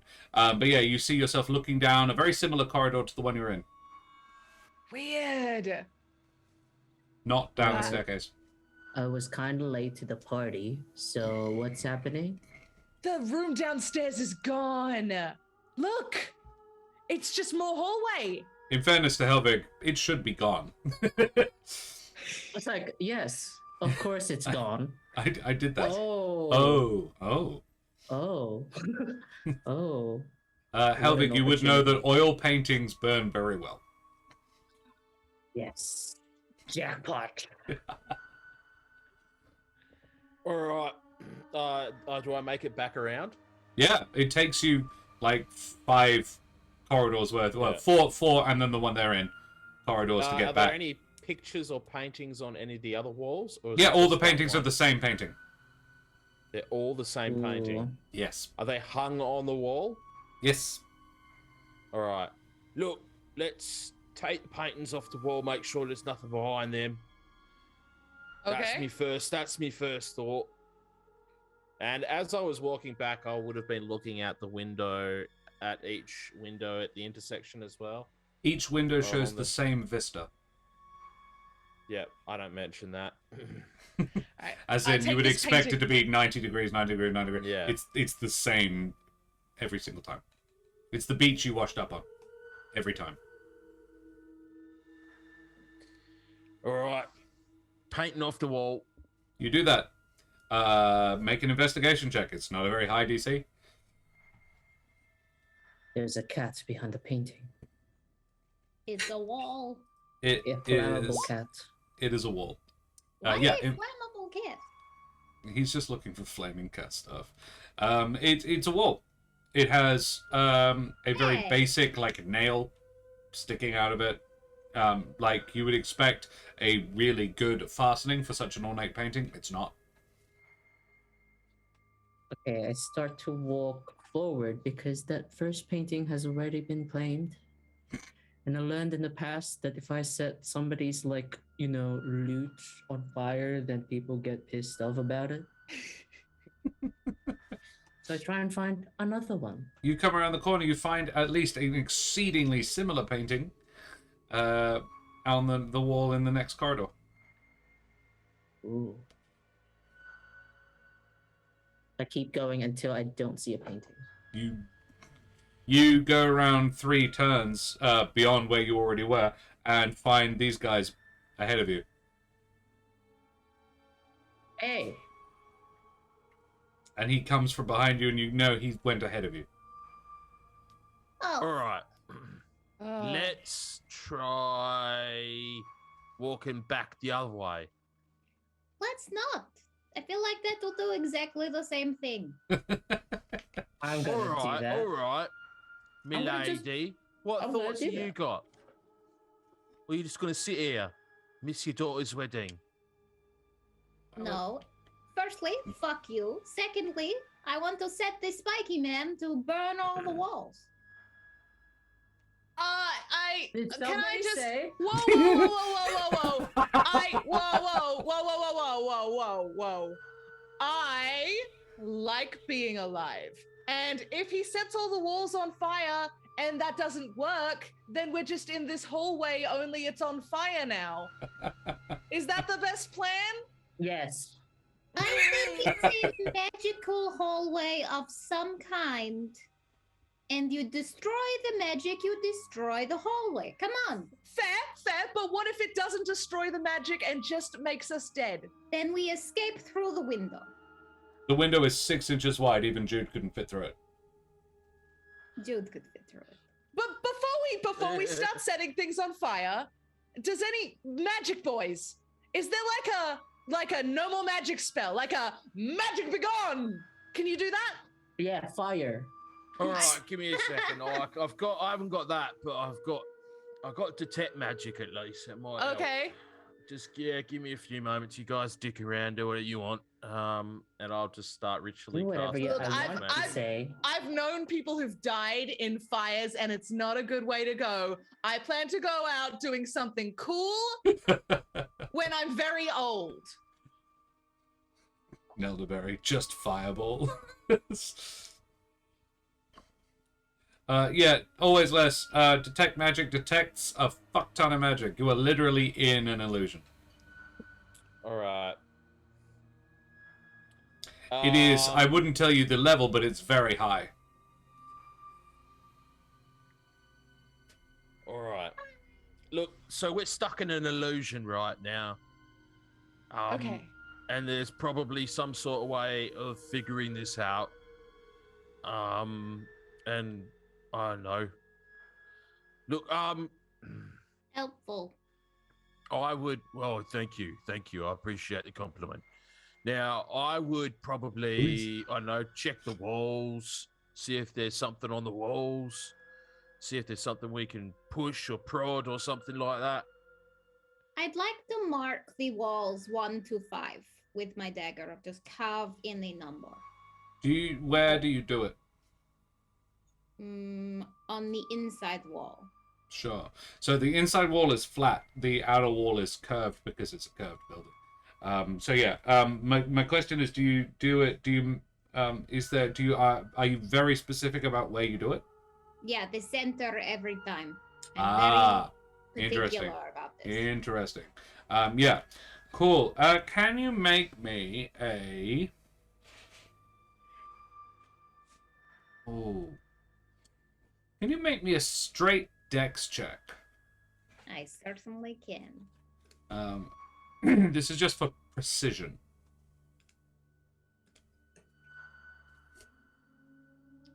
13. All right, yeah. Are you all hanging out together as Jude does this? No? Yeah, I'm keeping an eye on the pyro, to be honest. So my question is, What where the are fuck? you all? Are Trish and Helvig, you're in the same corridor as each other. Jude is going from corridor to corridor to corridor to corridor. Jude, when you do that, you find yourself... Yeah, you do that. Always less. I would Yeah, probably be this is lingering with Jude, to be honest. Very well. Jude, Just kind you... of peering around with my detect magic spell. Yeah. You do that, and yeah, once you've done the 5, yeah, you do that. Helvig and Trish, you're in one corridor. Always less, and Jude, you're in the other. You're in 5. Helvig and Trish, which one would you be in? 4? Or it is. Okay, sure. So yeah. Jude, as soon as you do it, you find the numbers 1, 5, and 3 are overlapping underneath your 5. You do it, and as you finish carving the 5, 1 and 3 also pop into view on it. Hey guys, does 4 and 2 overlap on the wall? Does it? Yes, yes. Yes. Yeah. As I set the painting at wall 4 alight. Stop it! Oh my god! Can't you What? do that I wasn't- outside? I didn't do anything. As he's the painting behind him is like. Oh my god! I have a question. What did you do with the painting in number 1 that you took off the wall? Did you rehang it, or did you take it with you, or what? What's going on? I just left it there, Okay, so you left it leaning against the wall, or did you hang it back up? leaning against the wall. All right, cool, interesting. Yeah, so the one in 4 is burning. I pull it off the wall and start stomping on it. Very well, you to do that. Put it How out. did that get on fire? I retreat. I just evacuate. Helvig, do you go back around the corner? I go downwards, so like 4, 3, 2. Very well. You go around the corner and you walk into these guys. Oh, hey. Hello. So, You would have thought to find yourself in 3. You're in 5. Oh. we have Oh. eliminated And 3 Jude, corridors. Jude, you can hear from the both ends of the corridor. It's like with Jude and always less. You can hear from both ends of the corridor Trish stomping on a burning painting. I'm What that good, you can hear the burning. So now there there any- is only 2 corridors. Do we see the painting here? Yeah, there's a painting on the wall. It's fine. It is currently fine. Okay. Go on, burn Certainly not on fire. Burn it. We've only met for like a brief moment, but I'm glad. I'm You gonna know cast me Firebolt while he's talking. I get to On what? watch. A little bit disappointed I didn't get to light it myself, but you know. Sure.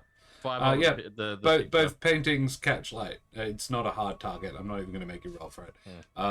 Yeah, you do that, and the painting catches light. Yeah, Trish, you hear somebody cast Firebolt in the next room, or in the next corridor. All right. Have I got this fire out yet? Sure, Okay, then I run into the next room. you do that.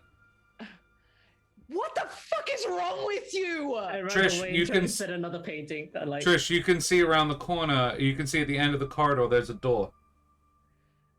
There Oh, wasn't before. oh. It was just corridor. There is now a door. Beyond the getting 3 out of them. I'm getting out of here is what I'm Helvig doing is when I probably open that backing door. up towards it because he doesn't like it when people get upset with him for setting fires. Get out of my way, you maniac! You do that. I You hit the wooden door. yes. Oh shit!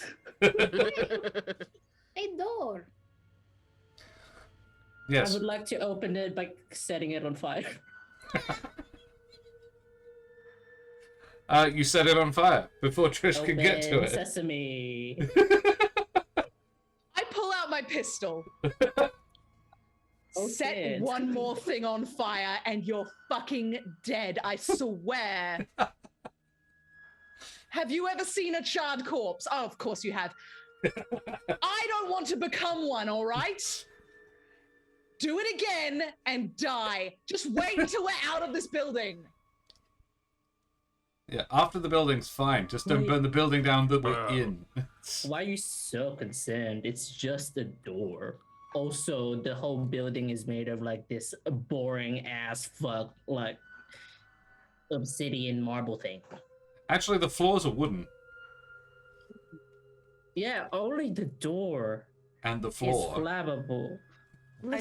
I don't mention the floor. I was cool about you putting the ship on fire because we were in water. I was cool about you with the flaming corpse, but I will not die in a fire. That is not the way I'm going out, all right? How do you know how you're going out? What if there's a hit on you or something? But that's not fire. You don't know. God? God. All right. Maybe You don't the know hit is anything. specific. This- Milady, That one time Milady. that I had to do it with bunny rabbits. Does the door Right. open? can I have another cookie? You can have another cookie. Thank you, milady. You're doing such a good job, you know? I mean, of course. Yeah, good for you, Pumpkin. Go through the door. Pumpkin. It's a nickname. Go through the door.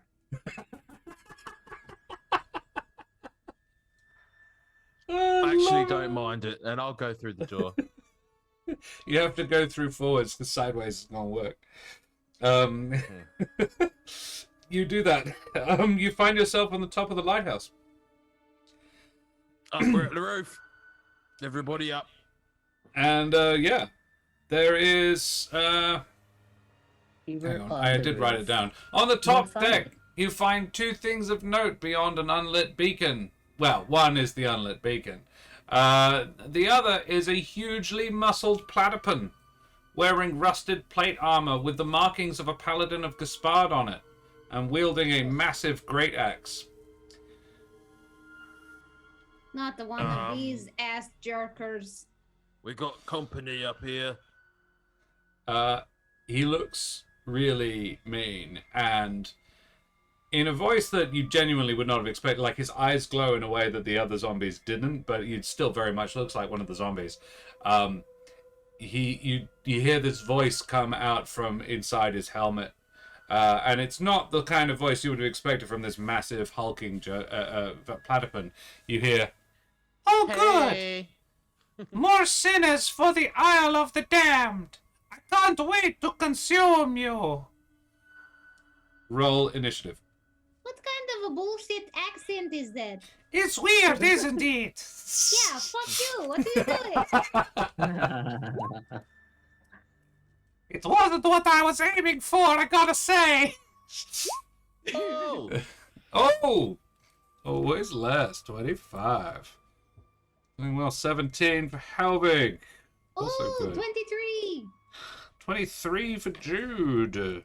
I rolled in that 20. Nice. Oh. Trish, how'd you I do? got a 19. 19. Jesus Christ. So this guy's going to do fairly well. No, he does not go first. He goes last. So, yeah. All of you get to go first before him. Always less appropriately, because you went through the door first. You first. on my watch, dipshit, and I will shoot a fireball. You do that fireball. Fireball. Give me a DC 13 dexterity saving throw, please. That is a natural yeet. It's my shiny dice that has a yeet and a fuck for the 20 and the 1. So I'm afraid he so succeeds. Yeet's good, I'm assuming. Yeet right? is Yeah, Yeet okay. is very good. He passes. Okay, so that's a 14 fire damage. 14 fire damage. Very and nice. I will clear the way of the top of the stairs / door so Nice. the rest can get through. And what's the range on it? Like, it's a fairly big It's- ball. Is it It's 20 a feet 20 wide? foot radius. There It's isn't like a 40 space that feet. you could get on the top of the deck. But really, you can engulf the entire top deck of fire. And in fact, I could target it upwards. Sure, so it that only it's gets fit him? within the radius. Yeah. Sure. I don't No. actually have to hit something with it. It's No, no. more of like I Just release choose where it and then explodes. Yeah, exactly. So Exactly. I try to do it so that it just hits it, as opposed to lighting everything on fire. I'll leave that for Helvig. yeah, that was interesting because I was Yeah. about to talk in Nevermore's voice then. I'll leave that Yeah. for Helvig. Yes. Sure. I'll take it. Next is Jude. I am going to run at this stupid big ass paladin, shitty Gaspard follower, Sure. and stab it in both of its eyes. Very well. They glow an unhealthy green light. So let's see how you do. 15. Doesn't. Poop. Oh, 19. Yeah, that one hits. Okay. That is 4 points of damage. Very well, it takes 4 points of damage. I'm going As to you back off. you are backing away. Do you have the fancy footwork thing that lets you disengage for free? Or are you a different kind of rogue? What I rogue are you? don't You think should I get. do. You should have cunning action. Oh, yeah. Cunning Well, action. she's used a allows bonus you action. as a- Yeah, She's I used a used bonus the- action to attack. Oh, okay. Well, yeah, you fucked I up. will We're say- slightly different flavors of rogue. Yeah. I will stay in its melee range behind it, Very well, you sneak around behind it. hoping Shank it that in its liver. This can help Trish. Sure. Speaking of which, it is Trish's turn. Yes, and because you're in range, that means I get sneak attack, baby. Boom! First, I'm gonna run up and hit it with my sword. Describe the blow, please. I'm going for a headshot like this, just crack down on skull. Make an attack roll. It's 9. You hit it, but it just clangs on its helmet. It's wearing a full helm, so just a boom like a gong. It's all right. Offhand, fancy dagger, aiming for somewhere a little more exposed. A little bit more squishy. Thigh. Inner thigh. Inner thigh, yes. 16 points of damage. Yeah. Hell yeah. Okay. Noted. 17 does hit. Yeah. Excellent. Maths. Seeing how many callbacks I can bring. Love it. Helvig, it is your turn. I just like watch coldly as like Trish runs. I'm just like, oh, it'd be very easy. It would Damn. so easy. She's running through a burning door as well. Maybe later. I cast Eldritch Blast twice at the You do Old so. Paladin of Gaspard. Yeah, you do so. Do so. It's no soft gaps here. One. Neither hit. Hey. Oh, that's cool then. It's fine. I was like, I'm supposed to have charisma on it, but that's chill. Even if you add your to the damage. Yeah, I know. Yeah. That's why I mean that it's fine. It's like even adding your Okay, charisma anyway. bonafire to, but the lower of the attacks wouldn't hit either. Yeah, no. Pair of 12s and a pair of I didn't 14s. hit. That's bizarre. The temptation is too strong, and I don't aim at the paladin, and it kind of just slightly aim towards. Fair enough. Yeah, you're like, "Oh, I really want to kill. Nah. Not until not until they've lit the thing. Then maybe. Yeah, cool. All right. Throws of passion. It is the dead thing's turn. Where's the rules for it? Oh yes. Section. Sword. Selection. Disfinish attacks against creatures. Ooh, okay. It has 2 attacks, and one of them is going to be against Jude. 17, Jude. Find it. 17 It's hits. 4. Oh, actually, I'm rolling the wrong dice. It gets a D10. With its giant battle axe, it gets a 10 points of slashing damage at you, Jude. And then for its second... have that. Yeah, and then it's going to go for a second one against Trish. Because you two are up in its face. And It's grilled. it also gets an 18 against Trish as well. Oof. Yep, that hurts. For 11. Rogues are better than one. Uncanny dodge. 11 takes 5. Excellent. He needs to focus on one of you, and this is the problem. You got 2 rogues are better than 1. Absolutely. 2 rogues are better than one. Yeah, that's it. And we are back to the top of the order. So Nevermore, sorry. Me. Always That would last. be me, Yeah. right? Yeah. I am going to focus on it and just smack my hands together. I'm going to cast Shatter on Ooh. him. Ooh, isn't that... And also on everybody around him? Mhm. There are 2 people in base contact with him. I say Each do it creature in anyway. a 10-foot radius. Sphere centered on that point. Let's do it always less. That's a good point. Don't do That's a it, good point. pumpkin. Yeah, I'm not that kind of boy. I will So noticing that there are individuals closer, and now I cannot do an area of effect. I will cast a firebolt at it. Very well. 21. This is why 2 rogues aren't necessarily better than 1 wizard.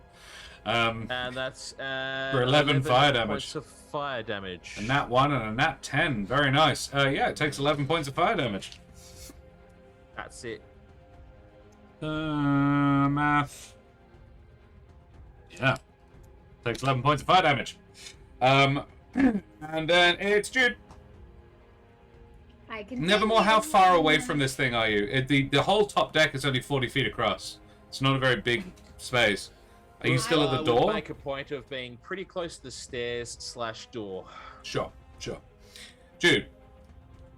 I continue slicing at this piece of shit Gaspard follower. Yeah. The armor is looking pretty battered at this point. It looks ancient. And you can make out a 3-letter sort of name on its badge. Yeah, make the attacks. 16. Doesn't hit. Oop. 23. Does hit. It sort of deflects your first blow with the haft of its battle axe, and then you sweep underneath it and gouge into one of its thighs, aiming for a hamstring. You slice it, but it doesn't appear to affect its ability to stand. It's like it doesn't need tendons. But you do the full damage. Sneak attack 4 as points of well. damage. 12? 4. No, with sneak attack. Oh, then. Because okay. Trish is there. On the other side, it is flanked. 10. 10 points of damage. There you go.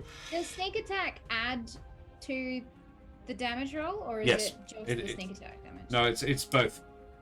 Oh, then. 14? 14. Very nice. Yeah. It should be, I think, 3d6? Yeah. Yes. Cool. Very nice. You have a bonus action. Do you want to disengage as your bonus action to sort of step away, or are you happy being where you are? I used my bonus action for double dagger. Oh, I do apologize. Yes, you've attacked twice. Cool. Alrighty. Trish, it is your turn. Hitting it with my sword. 2 Nice. rogues are Oh. better than 1. Not necessarily. That was a dead set miss. Fine. Stab with lucky dagger. Always the fancy dagger. Fancy dagger, it's reliable. It's good. It's Ooh, not. that reliable though. Damn. No. Okay. Rough. Rough. That was awful. That was awful. That was a 1, a 2, and a 3, and then like a very high for the other number that you rolled. Because that 8 is a nat 1, which means your plus is 7, so you got a 1, a 2, a 3, and a 14 on those rolls. Ridiculous. Nice. All right. Cool. Helvig. It would still be extremely easy to do like a massive fireball where all of them are standing. You could kill a lot of them with fire and set the beacon alight at the same time. Just saying. Yeah. If only I had it prepared. If only you knew how to sail a boat. No, that's okay. Hey, Love that Peter, you'd go seem like help a- our friends now. I love you seem like a sleepy boy. It's like, Yeah. that's okay. That's alright. Here, what does Peer do? Peter flies up towards the paladin Boyo, and I guess I'll just say that's free because he already summoned him. Yeah. And he will do the help action after I attack, so somebody else can have the advantage because I'm that graceful. Sure. What are you attacking with? Yeah, graceful, not benevolent, just graceful. Eldritch Blast? Yes, Eldritch Blast twice, please. Blast. Yeah, make 2 Eldritch Blast attacks. Blast him! 22 and a 25. Definitely both hit. Oh dear. Nice. 18. Math. It was 7. 7. Force fire. 77. Elvig, where do they strike him? This kills him. How do you do this? Oh. Oops. It's like it's a Pew, pew, pew. it hits it. It kind of impacts, but it doesn't like make a dent or anything. The fireflies kind of hit the armor and then kind of like scatter off and goes into his Ooh. like armor and then starts like boiling him. He's in a convenient like Kettle. iron Yeah. pot. Yeah. Just to boil him from the inside and then watch, I gotta need the theory for the boiling point of a platypan. And I just count. Jared steps back. Yeah. Oh, that's impressive. Mm. Yeah. Helvig, what color flames? They're not red. 4 Mississippi, 5 Mississippi. It gets to you get to 8 Mississippi. The boiling point of a platypun is 8 Mississippi. It goes to very white hot. Wow. Okay, white flames. Interesting. White flames. Yeah, hot. Silver flames to be specific. Silver flame. Nah, like your spines. Yeah, like my spines, dude. Because it's There the you go. gift from the aspect, dude. Love it. Love everything about it. Cool. You do that. Let's And see. Oh, there that goes. yeah, and he just goes up, and the body, steaming body, just sort of slumps to its knees and then collapses forwards onto its face, like hissing. Yeah, you do that.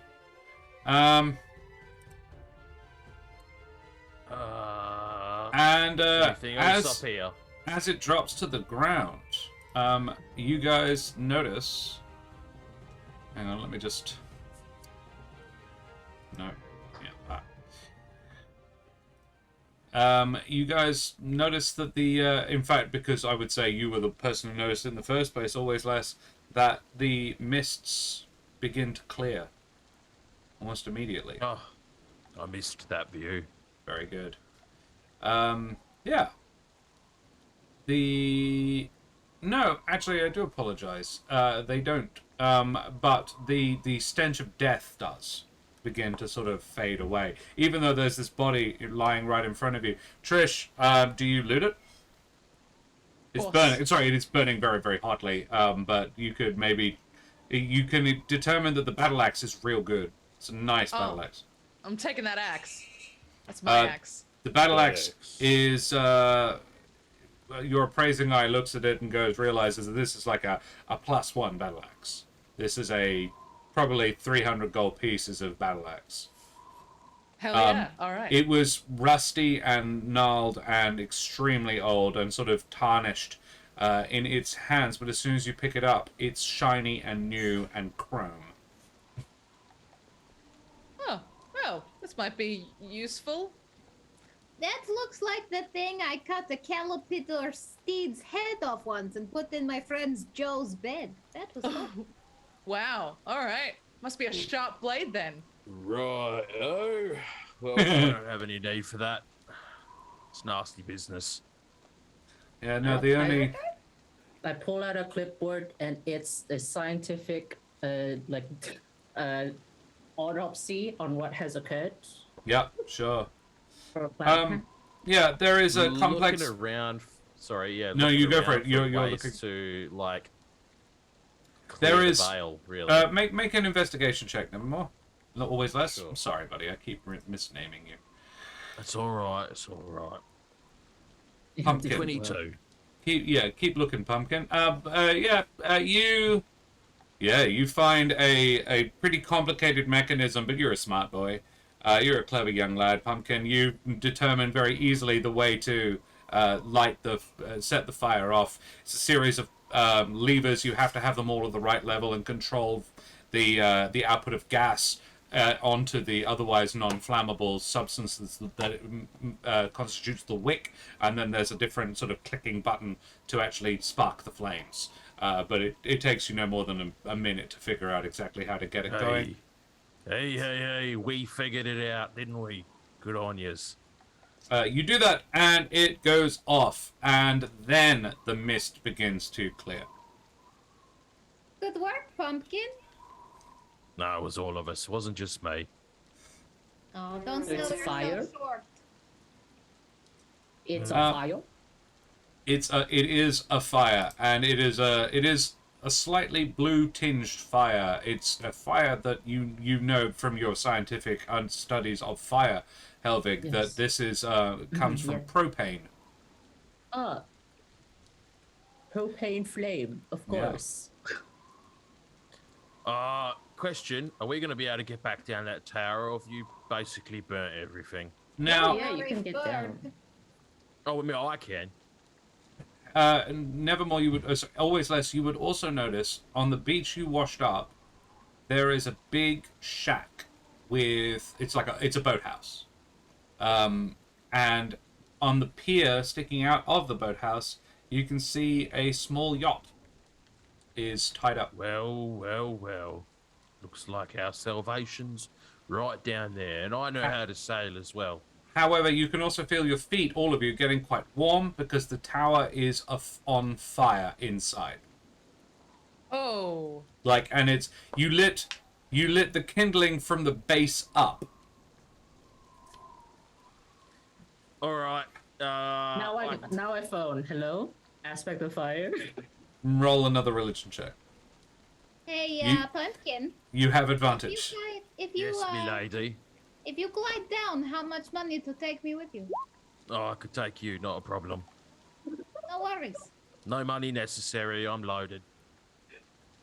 Does the aspect of fire pick up, Josh? The aspect of fire definitely picks up.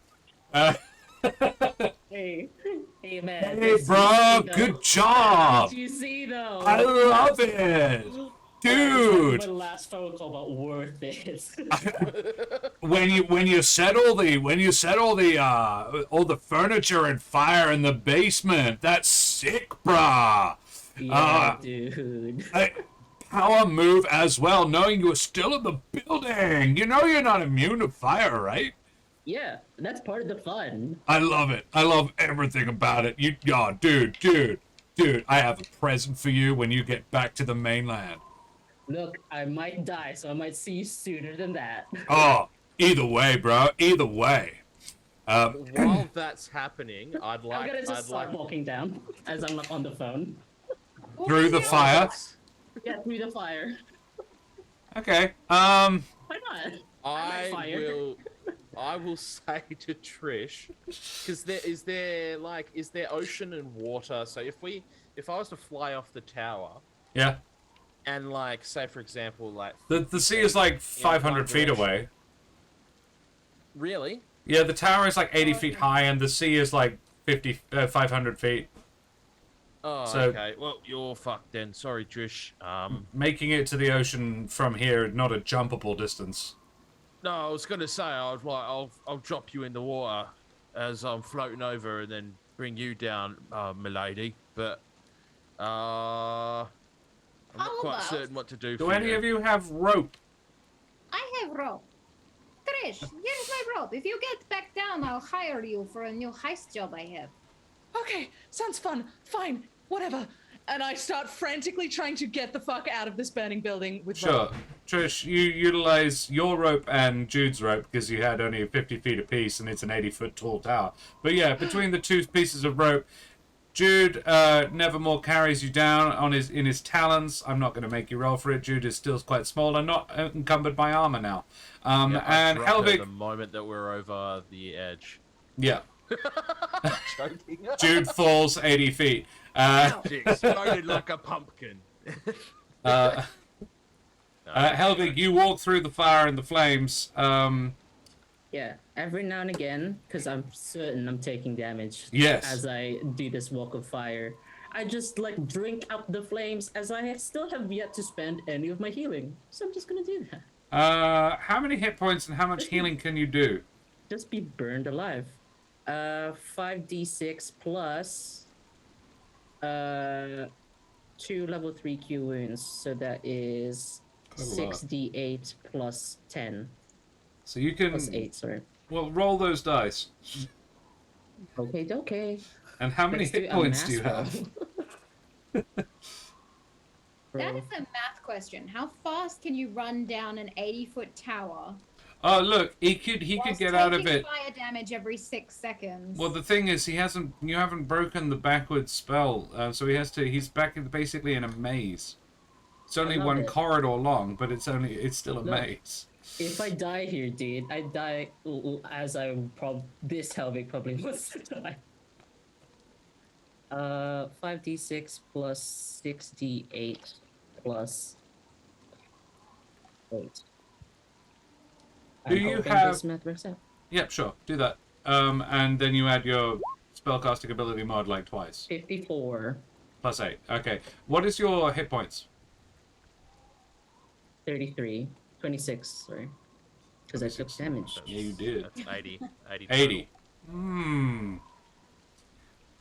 Serum. Nelderberry. Nelderberry. We haven't had a Nelderberry roll yet. Can you roll me a D100 in chat, please? I thought you were going to 100. say 100. Grumblewood Bennett. Next time. Yeah, for next time. Basically, if Nelderberry gets a... He does! Helvig, you Yes. come out with 3 hit points. Really? What? You have healed you've healed the shit out of yourself on the way down, but you made it out with 3 hit points. Basically, Nelderberry had to roll over 80, and he did. That was the amount of hit points that, yeah. Roll over 80? Yeah, You that were was the gonna- total amount it of was damage. Yeah, that's the weird mental maths that my brain did. 80, I was just like, yeah, all right. You give it 1 in 5. You walk out with 3 hit points left. Dude, you're crazy. I'm still, along the way, I'm still on the phone. He is definitely, Fine. and this is a naked hedge. His clothes are gone. Would you like some more fire? Would you like some more fire there, mate? I have Firefly censorship. I'm gonna thieves can't talk to Jude, because we can do that as rogues. Yeah. Hey, do we want to not take this guy with us? He's just gonna set the ship on fire while we're on it. Yeah, I kind of want to kill him. Me too. Yeah, can we just kill him? Yeah, you want those potato sack end him right now? He's got. Yeah. I'm actually on board with Oh that my as god, well. I really want to see how you potato sack kill. Yeah, I want to yeah. learn how to kill someone with a sack. Josh, I'm gonna take out a potato sack from my pocket of holding Yes. to murder Helvig. Helvig is still on the phone to the aspect, and he's like, dude, that was epic. Oh, bruh. My clothes are all gone, and I'm pretty sure Loving it. Fireflies is doing overtime doing such a shit. Absolutely, mate. That is so good. Dude, look out behind you, and then you are throttled to mean? death with a... Don't fight bruh. Don't Ah, fight it. bruh. Let it come. Ah. What? That can. See you that can soon, set this man. On fire. Oh, You okay, good? See you soon, dude. No, you can set it on fire. You Yeah, die. Set the sack on fire. It's fine. I You die set my the sack own on way. fire. Yeah, you die your own way. You burn the sack alight. Yeah. Dude, the sack burns in your hands, and Helvig expires. You can't keep me contained. You can't keep the hero contained. I die by my own terms. And then, and anybody who wants to can make an Arcana check. My soul a light, dude. I roll it. Oh, definitely. Always less. 24. Trish, if you want to, you can. I'm too busy being All right. traumatized. Always less. You're the only person who wasn't like super interested in how one kills somebody else with a potato sack. You witness a very faint outline of Helvig ascending slightly up first and then just poofs into the ground. There is a small explosion of fireflies as he disappears, and you hear faintly on the wind, "Bruh." Why do I feel like I've seen this before? Helvig dying. I don't know, but I could stand to see it again. Helvig's death is a I universal totally fixed understood point. all of your bloody thieves can't. Me mum does it all the time. Oh, cool. Cool. That's good to know. And I think we'll leave it there. Yeah. Just for the story mode, I think the crime boss that is Littlefoot is gonna hire Trish and Always Less. Sure. I'm down for it. Yeah, as And new- one of her fixers, Bennick. It's this cannibal that she knows. Next Grumblewood, we meet Bennick. My God, That'd be so good. I am up for it, to be honest. Oh. Let's have some fun music. Oh my God, that was amazing. I'm so happy. Oh my goodness. It's cute you think you're a crime lord. You haven't met Granny Smith yet. All right. Oh, guys, that was joyful and wonderful. Guys, I'm gonna thank everybody for watching and playing. Chat, thank you so much for coming and hanging out. It was lovely to have you. Thank you for our raiders, Ardana. Thank you so much for the raid. It's one of my first ever raids on my channel. I will remember this. I'd like to thank Serum for his amazing tech support. He hasn't been running the stream. I did, which is a thing. But Serum definitely helped me set the darn thing up, and I'm extremely grateful to him because the Corsair's Curve would not have started when it did if Serum hadn't helped. The other person I need to ask thank you for a similar reason is Mother of Bunnies, Karen Schlink. She has done sterling work behind the scenes, and again, Corsair's Curve would not have happened were it not for her. So, guys, I think we've got some time for some favorite moments. Audience, everything that is Helvig. Chat. So what's fun is this is pretty much the one shot that we played as a session 0. As a getting to know you. I amped up the zombies a bit. They were significantly tougher this time around. And there wasn't a little baby Jerbeen at the top of the tower this time that was possessed by a book. Yeah, there was I had put it in there, but it's all about like you can remove stuff to keep the pace. And I thought it would just be fun for you to fight a wrath zombie at the top. So the 4 zombies were a wrath zombie, a pride zombie, an avarice zombie, and a lust zombie. And I picked the 4 that I felt best exemplified the 4 of you guys. So an avarice zombie for Trish, a lust zombie for Jude, a wrath zombie for Helvig because I thought he's sort of fiery, wrathful, sort of, I guess, a bit. He didn't actually play the wrath very much, and a pride zombie for Always Less. That was because, the edgy version of Helvig. Yeah, edgy Helvig.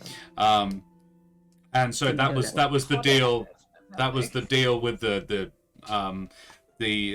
tombstones, which were new. These guys didn't have tombstones the last time they played with it. That's creepy. Yeah, it was upsetting. But yeah, that was basically the session 0, and I was like, it's sad that we didn't get to see that because it was a really cool session. And you saved a little 100-year-old baby Jobeen who had been possessed by an evil book for like 100 years. Mary has yet to come back, but she is still definitely a fixed point in the Humblewood. All right, let's talk favorite moments. AJ, dead center of town. Small town creepy. Yeah, it was fun. Yeah, that broke me. I'd never heard that one. I'd never heard that one before. Really? And I just love the really short, effective, stabby puns. Oh, see, That my just come out of family nowhere, and I. and you got me. It was My great. family and I, whenever we pass a graveyard, it's the same 5 jokes. Dead center of town, dying to get in there, not a very lively bunch. I I can't remember the last two. If they come to me, they'll come to me. I used to have to walk to work through a graveyard, and then I worked in the funeral trade for like 2.5 years. So I'm a bit past that. All right, let's do favorite moments. It's the part I've all been waiting for. Let's start with Helvig because it's going to be super easy. Dan did an amazing job today. Dan, what do you think was your favorite self moment?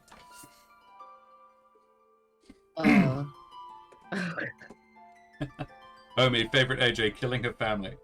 All the Helvig. As much as I'm like, this isn't a me, this is just dice being like phoning the aspect of fire and natural one the first time, Natural and then a 20. natural 20 the second time. After, oh my god, you deserved it. You earned it. I was like, love it. If you'd gotten a natural 20 on either of them, I'd have given an advantage. I was like, nah, dead set. You needed a natural 20 to talk to your daddy, and I gave it to you. Dead set. Yeah. Now I'm like, I have to just eject this from my brain because that's not who the aspect of fire is in Helvig in the normal canon. Yeah, this is not canon. This is an alternate canon. It's like the aspect of fire in actual Humble is probably like scary. Oh no. Yes. Yeah, no. Yeah, he's not a member of the Surfer elementals. he's not one of the Elementals. in Ravnica, what was the name of the guild that was all dude bros? I'm trying to remember. Oh my god, I can't remember either, but it was the nature people. The nature people. It was No, not the girl. Wasn't it? Was it the girl who were the dude brah? Like no, it was the ones that begin with S. Congos? No, it wasn't Klungos. Benji's second house. It was Benji's second house. Yeah, his mum. Selesnya. Selesnya. It was the Selesnya That's the guild. one. Yeah. Thank Like, you, brah. Amy. Yeah, thank you, Omi. Yeah, Selesnya. I was like, well, let's go Selesnya with that because I hated that episode. So irritating. Yeah. I can see the aspect of Fire's choke and then listening. Yeah, so the audience doesn't know, but we've got Roll20 open. We're all rolling on that, and I haven't changed the battle map since the aspect of fire, so he's still looking at you. It's like, brah, brah. But yeah, that's my favorite. Even though it's not like something I did, it was just the dice whim. Yeah, no, absolutely. Who's got other favorite Dan moments? Everything. Yeah, I dead set loved setting the building on fire. It was like, all right, we're going up a stone tower. I am going to set the basement on fire. I think it was the get-go of his introduction. I was already like, oh my lord, what are we in for? It was perfect. Yeah. I liked when we got into the tower, you were like, all right, Pierre, you know the drill. What is your... Yeah, it's it. List the flammable objects or whatever it was. I loved report on flammable objects. Yeah. Stat. I loved you just immediately setting the ship on fire. Like, it's going down anyway. It's sinking. Burn it. Burn it. Fucking hilarious. I love that you did it during a storm. I'm like, wow, you could not have picked a worse time to try to do this. Perseverance. Yeah, perseverance wins out. Setting the painting on fire and be like, what? I didn't do anything, as it burns behind him. It's like, what do you mean? I didn't set it on fire. Burning, burning, nothing else causing it to be burning at all. It's like, what? Yeah, I agree, small town creepy. Loved Helvig letting his Brayley show through. Yeah, cool. That's Dan was lovely and splendid. Let's talk about AJ. Yeah, Crime Boss Jude is a bit terrifying. That was fun. AJ, tell me your favorite you moment.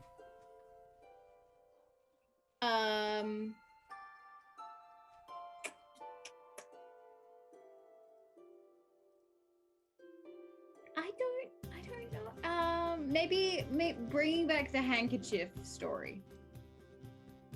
I From enjoyed. Session 0 and making it identical. Oh my god. I don't remember that. How do you remember that? Your memory is shocking session to session. How do you remember that? I don't remember any of the I don't remember episodes. any of apart that from the either. handkerchief Story. story. Yeah, that's great. I appreciate the heck out of the fact that you repeated the story verbatim. I didn't know that you did that. I was like, Yeah. I loved it because I was like, oh, this dude still tells bullshit stories. And then they died. Yeah. I appreciated how Jude was just obviously very used to, I guess you could say, piloting males. Kind of directing them, knowing what to say to get them to do things for him. Or for her, sorry. Both is but fine. like, yeah. But I think as well, with Always Less, it played in her favor because he's used to listening to a powerful woman telling him what to do. So he was just like, whatever. So, but yeah, I just liked how you just, you go. Yeah. And I'm like, yeah, okay, sure. I love that you were not just a mob boss, but also a serial killer with a gimmick. That's fucking hilarious. The potato sack killer, that fucking ruined me. And then it paid off. Chekhov's potato sack at the end there. Excellent.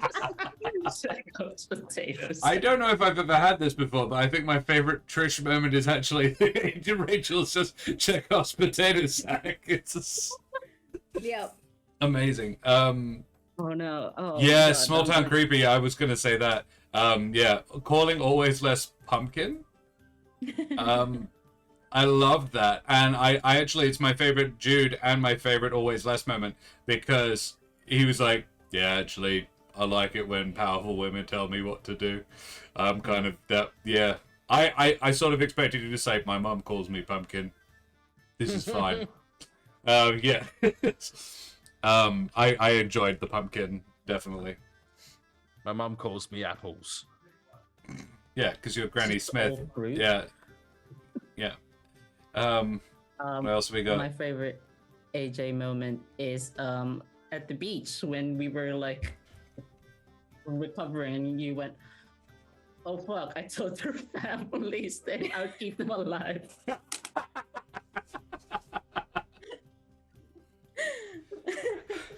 I was like,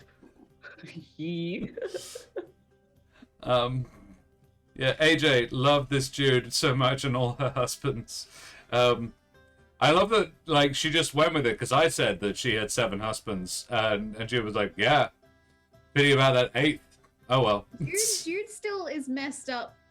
Just differently. Trauma from her family, but this storyline, she killed all of them, and now she's just letting her aggression out on male Jobbeans around the world. So Yeah. it makes sense that she has 7 husbands. How many of them are alive? Because I said survived by 7 husbands. There's probably a lot more than that. Maybe. Yeah, survived by, not actually total. I don't know, because I don't know if she wants as many dead brothers as she has husbands. That's true. What else we have? AJ Part 2, off-screen threesome during storm. Solid work. Thank you, Omi. Has rent-free space in most people's brain right now. D-Rap. So Jude is basically AJ letting her AJ show through. I don't know. I don't think AJ's a murderer. That's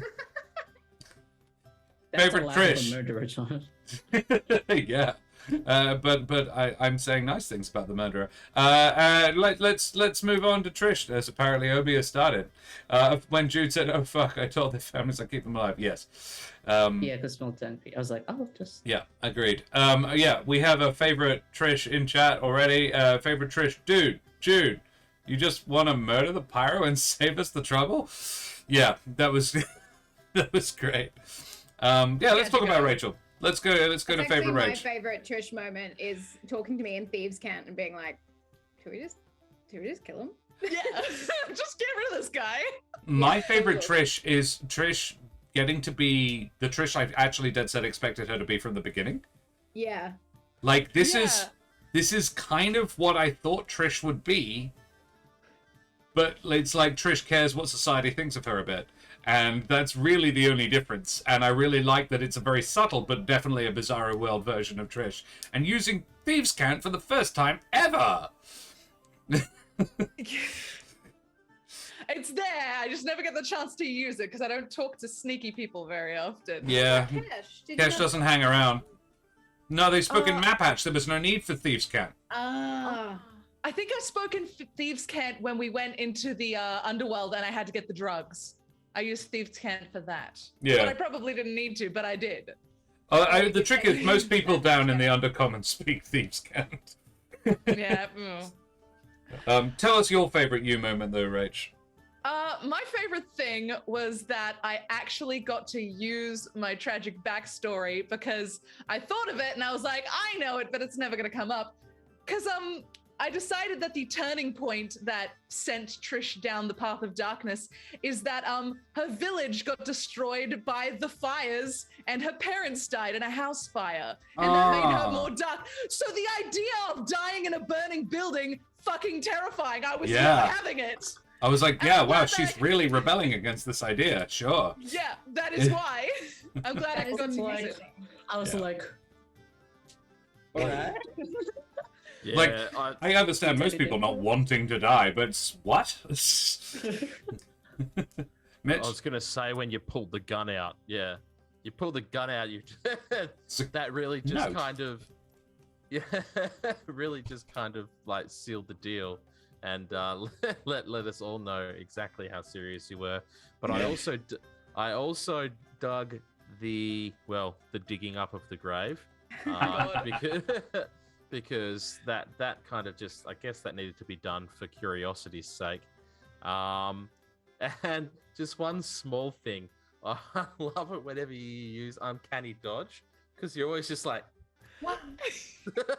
Every single time you use uncanny dodge, you're just like. So yeah, Excellent. Thank you. there you go. Splendid. Have we got any more from chat? I was like, Dan, go for am I it. the only one who hasn't gone? No, I think so.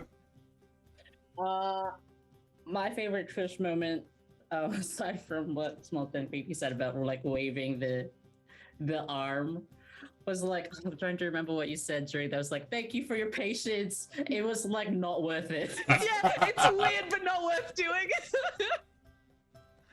I also liked making friends with the captain in the beginning. That was cute. It's like, I don't help, but I make friends. And I was like, cool, all right. Do you like my bat folk? I loved that. That was cool. Vladimir.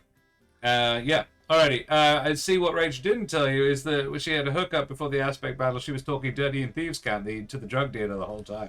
Yeah. Yeah. Absolutely, and which is why he wasn't as good, because he doesn't speak Thieves' Cant. There you go. That's why. You're just speaking to him in a foreign language. He's just like, cool, what's with the mumbling? Just pump harder. That's his job. Weird. Look, she was on top. Wait. Let's be honest. He would have crushed her. All right. Oh, we're learning canon deets. No, this is a Bizarro World. Mitch, tell us about your favorite you moment. I didn't actually put one down, to be honest. I just liked leaning into the opposites. From Nevermore. You know, when I solved the puzzle up the top there with my like really high investigation check, it wasn't me that solved it. I was like, we solved it. You know, we figured it out, which is absolutely not what Nevermore would have done. Nevermore would have just been like, everybody, look how brilliant I am. And just, you know, the mother instead of the father, and rather than it being a hero, the mother's a crime lord. And the rough accent, exactly, a rather rough accent. There was a a posh accent. There was a rough accent. I just tried to really kind of lean on the opposites quite a bit, and I really enjoyed doing that. Yeah. Agreed. Cool. That was great. I liked Anybody else? And I think I'll piggyback on that. I liked that the relationship between Nevermore and Jude kind of flipped a little bit. In Yeah. the way that it is in Humblewood. In Grumblewood, it was the opposite. It was that Jude was the mum. like, it's okay, sweetie kind of vibe. Yeah. And that Always Less had like I don't know if he had a lower intelligence, but it definitely seemed He like didn't. He knew, and I feel like he had a bit of an idea of what was happening, and that was like your approach. But Always Less is so used to that, that he just kind of falls into that because his mother would always just kind of tell him what he was doing, and he'd just do it. Yeah. Because that's how it was. So. Having a dominant woman just being like, all right, you're going through that door. He was just like, yep, cool, all right. Sounds about right. I'm the squishy wizard. I'll do it. Yeah, he was conscious of it, but it didn't phase him. Yeah. I love that as well. Yeah. Himbo version of Nevermore. Yeah. Aside from how dare you have a wholesome opposite, I guess that just speaks to who Nevermore is. Anyway. My favorite Always Less moment is like aiming the fireball so that it doesn't set anything alight, because you're like, I'll leave that to Elvic. And I was like, I was disappointed, and now I'm no longer disappointed. I appreciate it. Yeah. I appreciate this. I really like that you still had rules, but the rules were twisted and it was dark rules. That was fun. That was so good. Yeah. I really like that. Similar to what someone else has already said, that this is actually an almost more socially functional version of Nevermore. Like this is actually a being that probably works better in society for all that. He's seen a lot of shit, and he's seen a lot of dealings that his mother's had. Absolutely. But Nevermore doesn't know how to deal with people. Nevermore got kept in a mansion. Yeah. And only saw one side of his father when his father was back. Like, Always Less was always there. Yeah. With his mother, as she did, any terrible thing, he just saw it. So yeah, it's like I think it's just like everybody did a really, really great job of playing the opposite of the character that they had already. But I think you actually, Mitch, took it the furthest in terms of just a flipping almost every element of him. And I props to you for that. It was a really, really cool character. And yeah, fascinatingly, this is my favorite moment for all of you. There was a nagging worry in my head that these were just going to be too chaotic to work. And I actually shouldn't have been concerned, because I forgot how amazing role players you guys were. And that you were also still like, yeah, but we're still going to be telling a story, and it's going to be funny and fun. So whilst we are going to be dangerously insane people, we still need to be like not broken. And you all found 4 very good characters that were still definitely the flip versions of what they were supposed to be, but actually all still worked together weirdly well, to the point where I'm like, I don't actually want this to just be a one shot. I'm okay with let's have Jude's crime. Let's do Team Sloppy Crime with a Bennick at some point. With Bizzaro-Bennick. I love that idea. So yeah, I suppose it's a favorite Mitch, because Mitch was my highlight of doing the flip side upside down version of the person. But I adored all 4 of you doing it. You guys nailed it. I'm always blessed to play with this crew, and I think you guys are amazing. I am always also blessed to play with this group, because you all bring. I think we all bring the best out of each other in roleplay, for sure. It's having somebody like you. You could be an amazing role player, but if you're in a group of people that aren't good role players, it's not going to happen. But when everybody is, it just happens. So, yeah. I love you all. Alrighty, peasants. Ditto. Peasants. How? Oh, so we're back, are we? Yeah. That's right. Nevermore's back, bitch. Alrighty, we should wrap things up now. I can smell dinner being cooked. No, birthday boy did good too. Birthday Yeah. boy did good too. Birthday Birthday boy boy. let me loot Birthday my own boy. corpse, and that was fucking awesome. Birthday my boy had to favourite think for a moment. minute and was like, "Would there be a body down there?" Yeah, there'd be a body down there. Let's be honest. But And then the thing he we got came them up roll with for was it. so good. Yeah. Your accents of the random NPCs. The Vladimir. I talk for the aspect. Oh fuck. Yeah. the All sort right. of like vampiric voice of the bat, and then weirdly similar to Jude. I'd been hearing Jude for a while. Yeah. I was really just. Jude under Jude, like dark Jude's accent's slightly different Yeah. because Jude's less perky, so it comes to like a neutral, and I was like, this is weird. This is a Did you weird get accent. Did you get who the platypus was? Yes. Yeah. Good. Yes. If it's, I'm assuming it was the Yeah, 3 yeah. letters. Yeah. Yeah. Yeah. Starting with V. Yeah. That was the guy that I did the oath to. Yeah. That was Yeah. the VAG.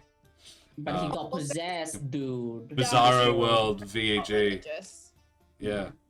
Very not Um, religious. Trish got to take herself up and loot herself. Like, isn't that every rogue stream? To loot Yes. themselves. Yes. That's why I don't play rogues. my favorite meme moment is it's very self-indulgent. I enjoyed the red herring. In the painting. Mm. I didn't probably care. the Red same thing. herrings. Red herrings, you nerd. Oh, fuck.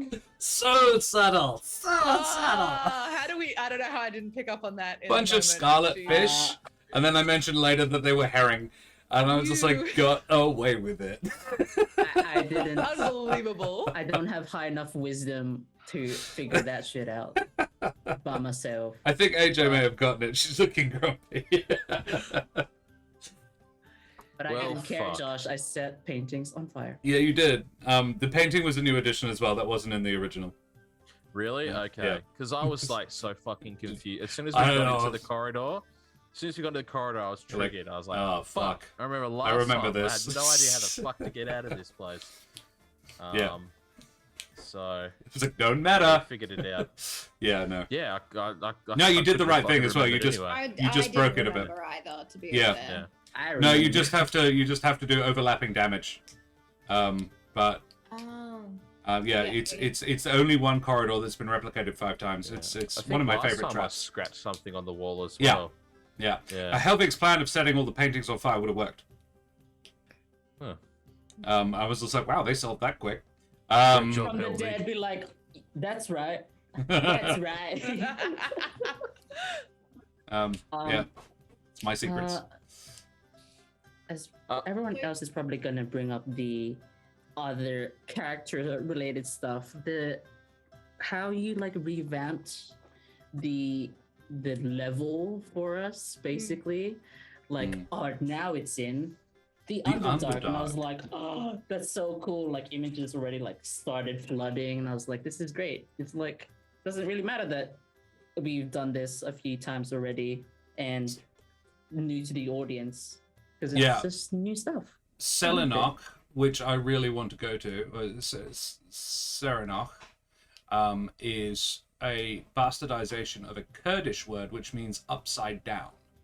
Cool.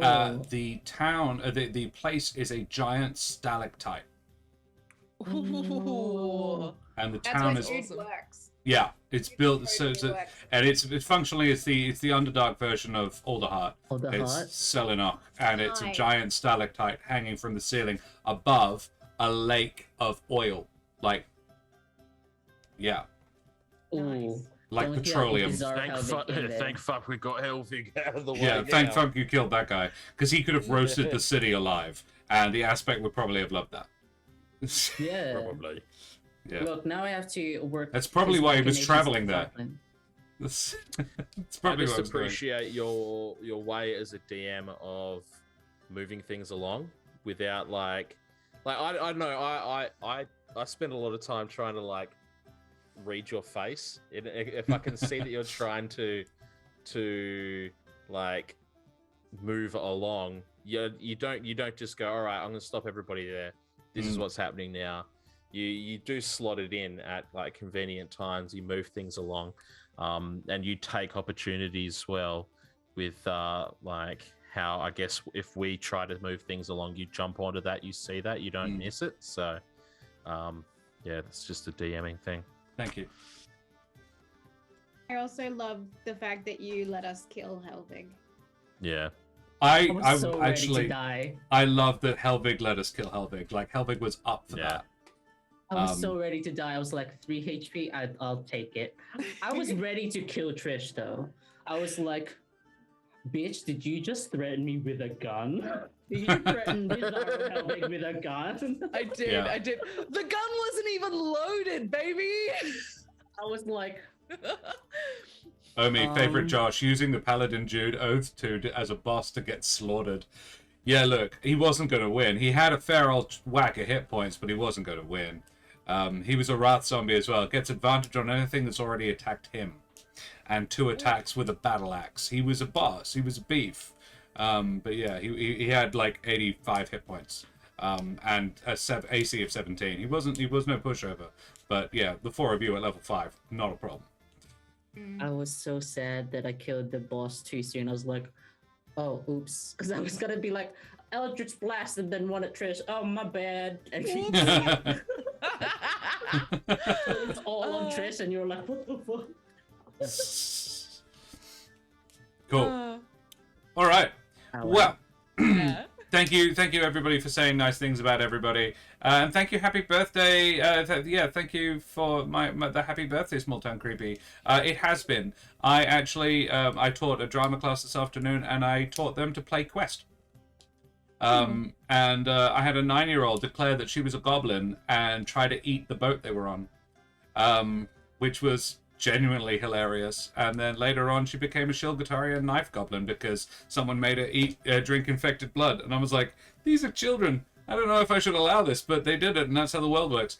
So we're gonna go away from here now because we've been streaming for 3 hours, but guys, it's been a genuine pleasure hanging out with you and playing D&D tonight. Happy birthday, thank you, Elderberry. So guys, tell me who the heck you are and where we can find you. Let's start in the reverse order. AJ, are you ready for this? Yeah. Do it. AJ, tell us who you are and where we can find you. Hi, I'm AJ Winters, the Fabulous. You can find me on Winter's The Fabulous. Tales, where I make world building videos that are also fabulous. I'll put a link in the description. I'm going to be world building every week from now until next year, until I DM and post a game on my own Twitch channel, Winter's Tales. Heck You yeah. can find all my socials in the chat right now because Josh put a link up. So yeah. I did, because I'm good like that. Dan, D-Rab, Mr. Lurker. Yes, hello, I am Dan. I am D-Rab in Twitch chat. The mysterious, yeah, that's a challenge now. That's a trend I just set. You can't find me anywhere, hence the mystery, except on Roll for Damage, Mondays, 8 p.m. Australian Western Standard Time for Humblewood, where we're trying to rescue the good version of myself, I think. Helvig. Dew point, no boiling point this time. It's really As, cool that you've had a practice of playing the bad version of him. Oh wow. Oh wow. I play a Yeehaw wizard person. Come watch. He's opened himself up to the party, which is good. Yeah. We love Bennick. One of us. do. Yeah, One of None of us. Yes. Mitch, tell me who you are and where we can find you, my friend. You big old Viking, Hello, you. everybody. I am Bitch the Tumescent. Where here you are. And Oh, that's right.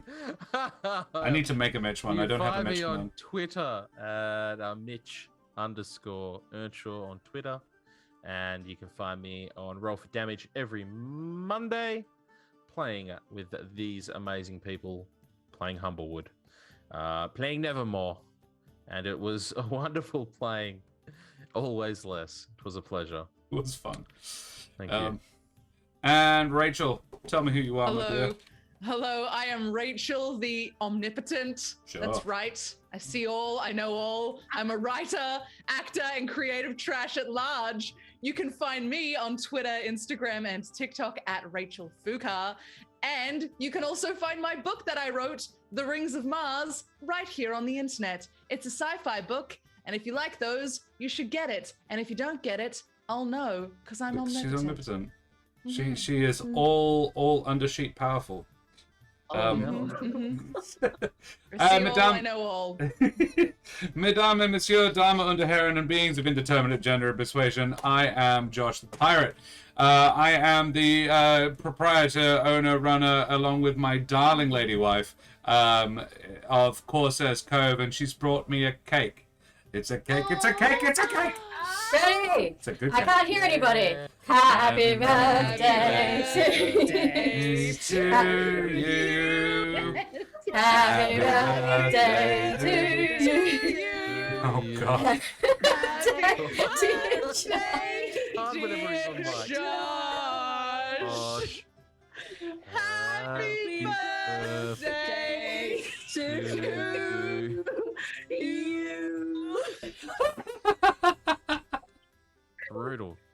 Oh my God, that was Slowing down to try and match each other was a bad idea because you're all slowing down at different paces because you're all slightly lagging. I have been sung to 3 times today. That was dead set, and I mean this with love. The worst. That's fair. Yeah, guys, we did it.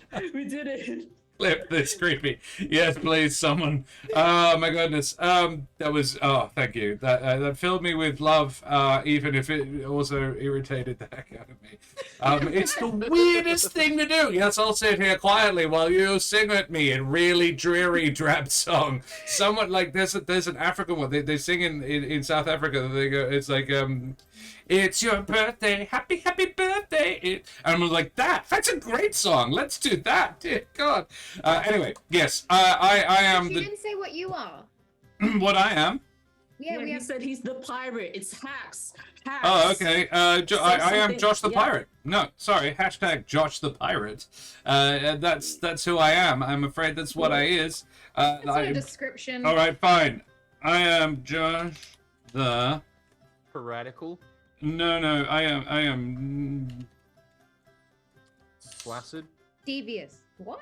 Josh the Delicious. Yes. There you At are. least I'm glad he didn't go malleable. You just looked at the cake and then Moist. described the cake. It's a red velvet. The moist. It's a red velvet cookie, actually. I am excited to put it in Why my is face the hole middle green screening? because it's there must be a mint. leaf of There's mint. a- There's yeah. a minty, and there's also a bit. It's also getting the strawberry as well, and there's a candle too. Great. Guys, yes, you can find me here on Corsair's Cove on Thursday evenings where I DM the Humblewood. Then you can find me over on Monday nights on Roll for Damage where I DM the Humblewood. It's apparently where I live. And most of the time it's not with these evil caricatures of the friends that I know and love on Monday nights. And then tomorrow night, yeah, Josh Towns, Brendan Ellis, Karen Schlink and Nikolai Kravchenko and I will be exploring a brand new team of Humblewoodians as they go and hunt down a nasty evil elemental that escaped the purge. Spoilers. So yeah, if you're up for that, if you're excited for that, please come back tomorrow at 8 p.m. AWST GMT +8. It'd be super exciting to have you here. We'd love it there. Please chuck us a follow. It's a new channel. All the things help cheat the algorithms. Yeah, we've got more programming coming for Corsair's Cove soon. We have D-Rab and AJ are going to be playing in an Avatar 6-shot. The first 3 eps are going to be on Roll for Damage on Wednesday evenings, alternate Wednesdays starting from next week, I believe. And the second 3 will be here on Corsair's Cove with Rhythm of the Mind, Matt Brown from Split the Party, and Axel Bebington? Yes, Axel Bebington, yay!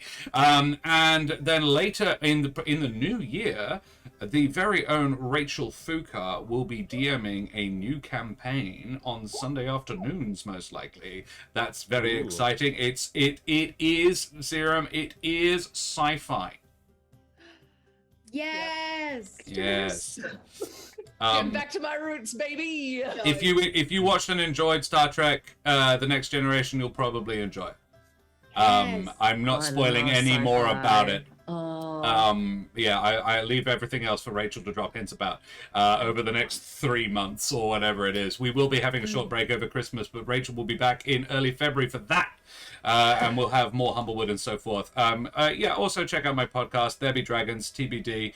The thing. Yeah, where I play the infamous and deadly pirate Sken, Felspar, and his little dragon, Crush. Well, ladies and gents, thank you so much for coming.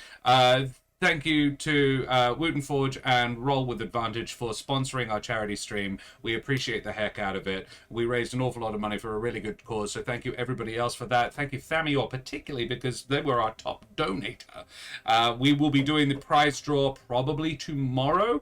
We are still waiting on a couple of little bits of information before we do that. It is in the works and we will be getting in contact with all the winners very soon. So thank you so much for hanging out and we will see you next time. Say goodbye, everybody.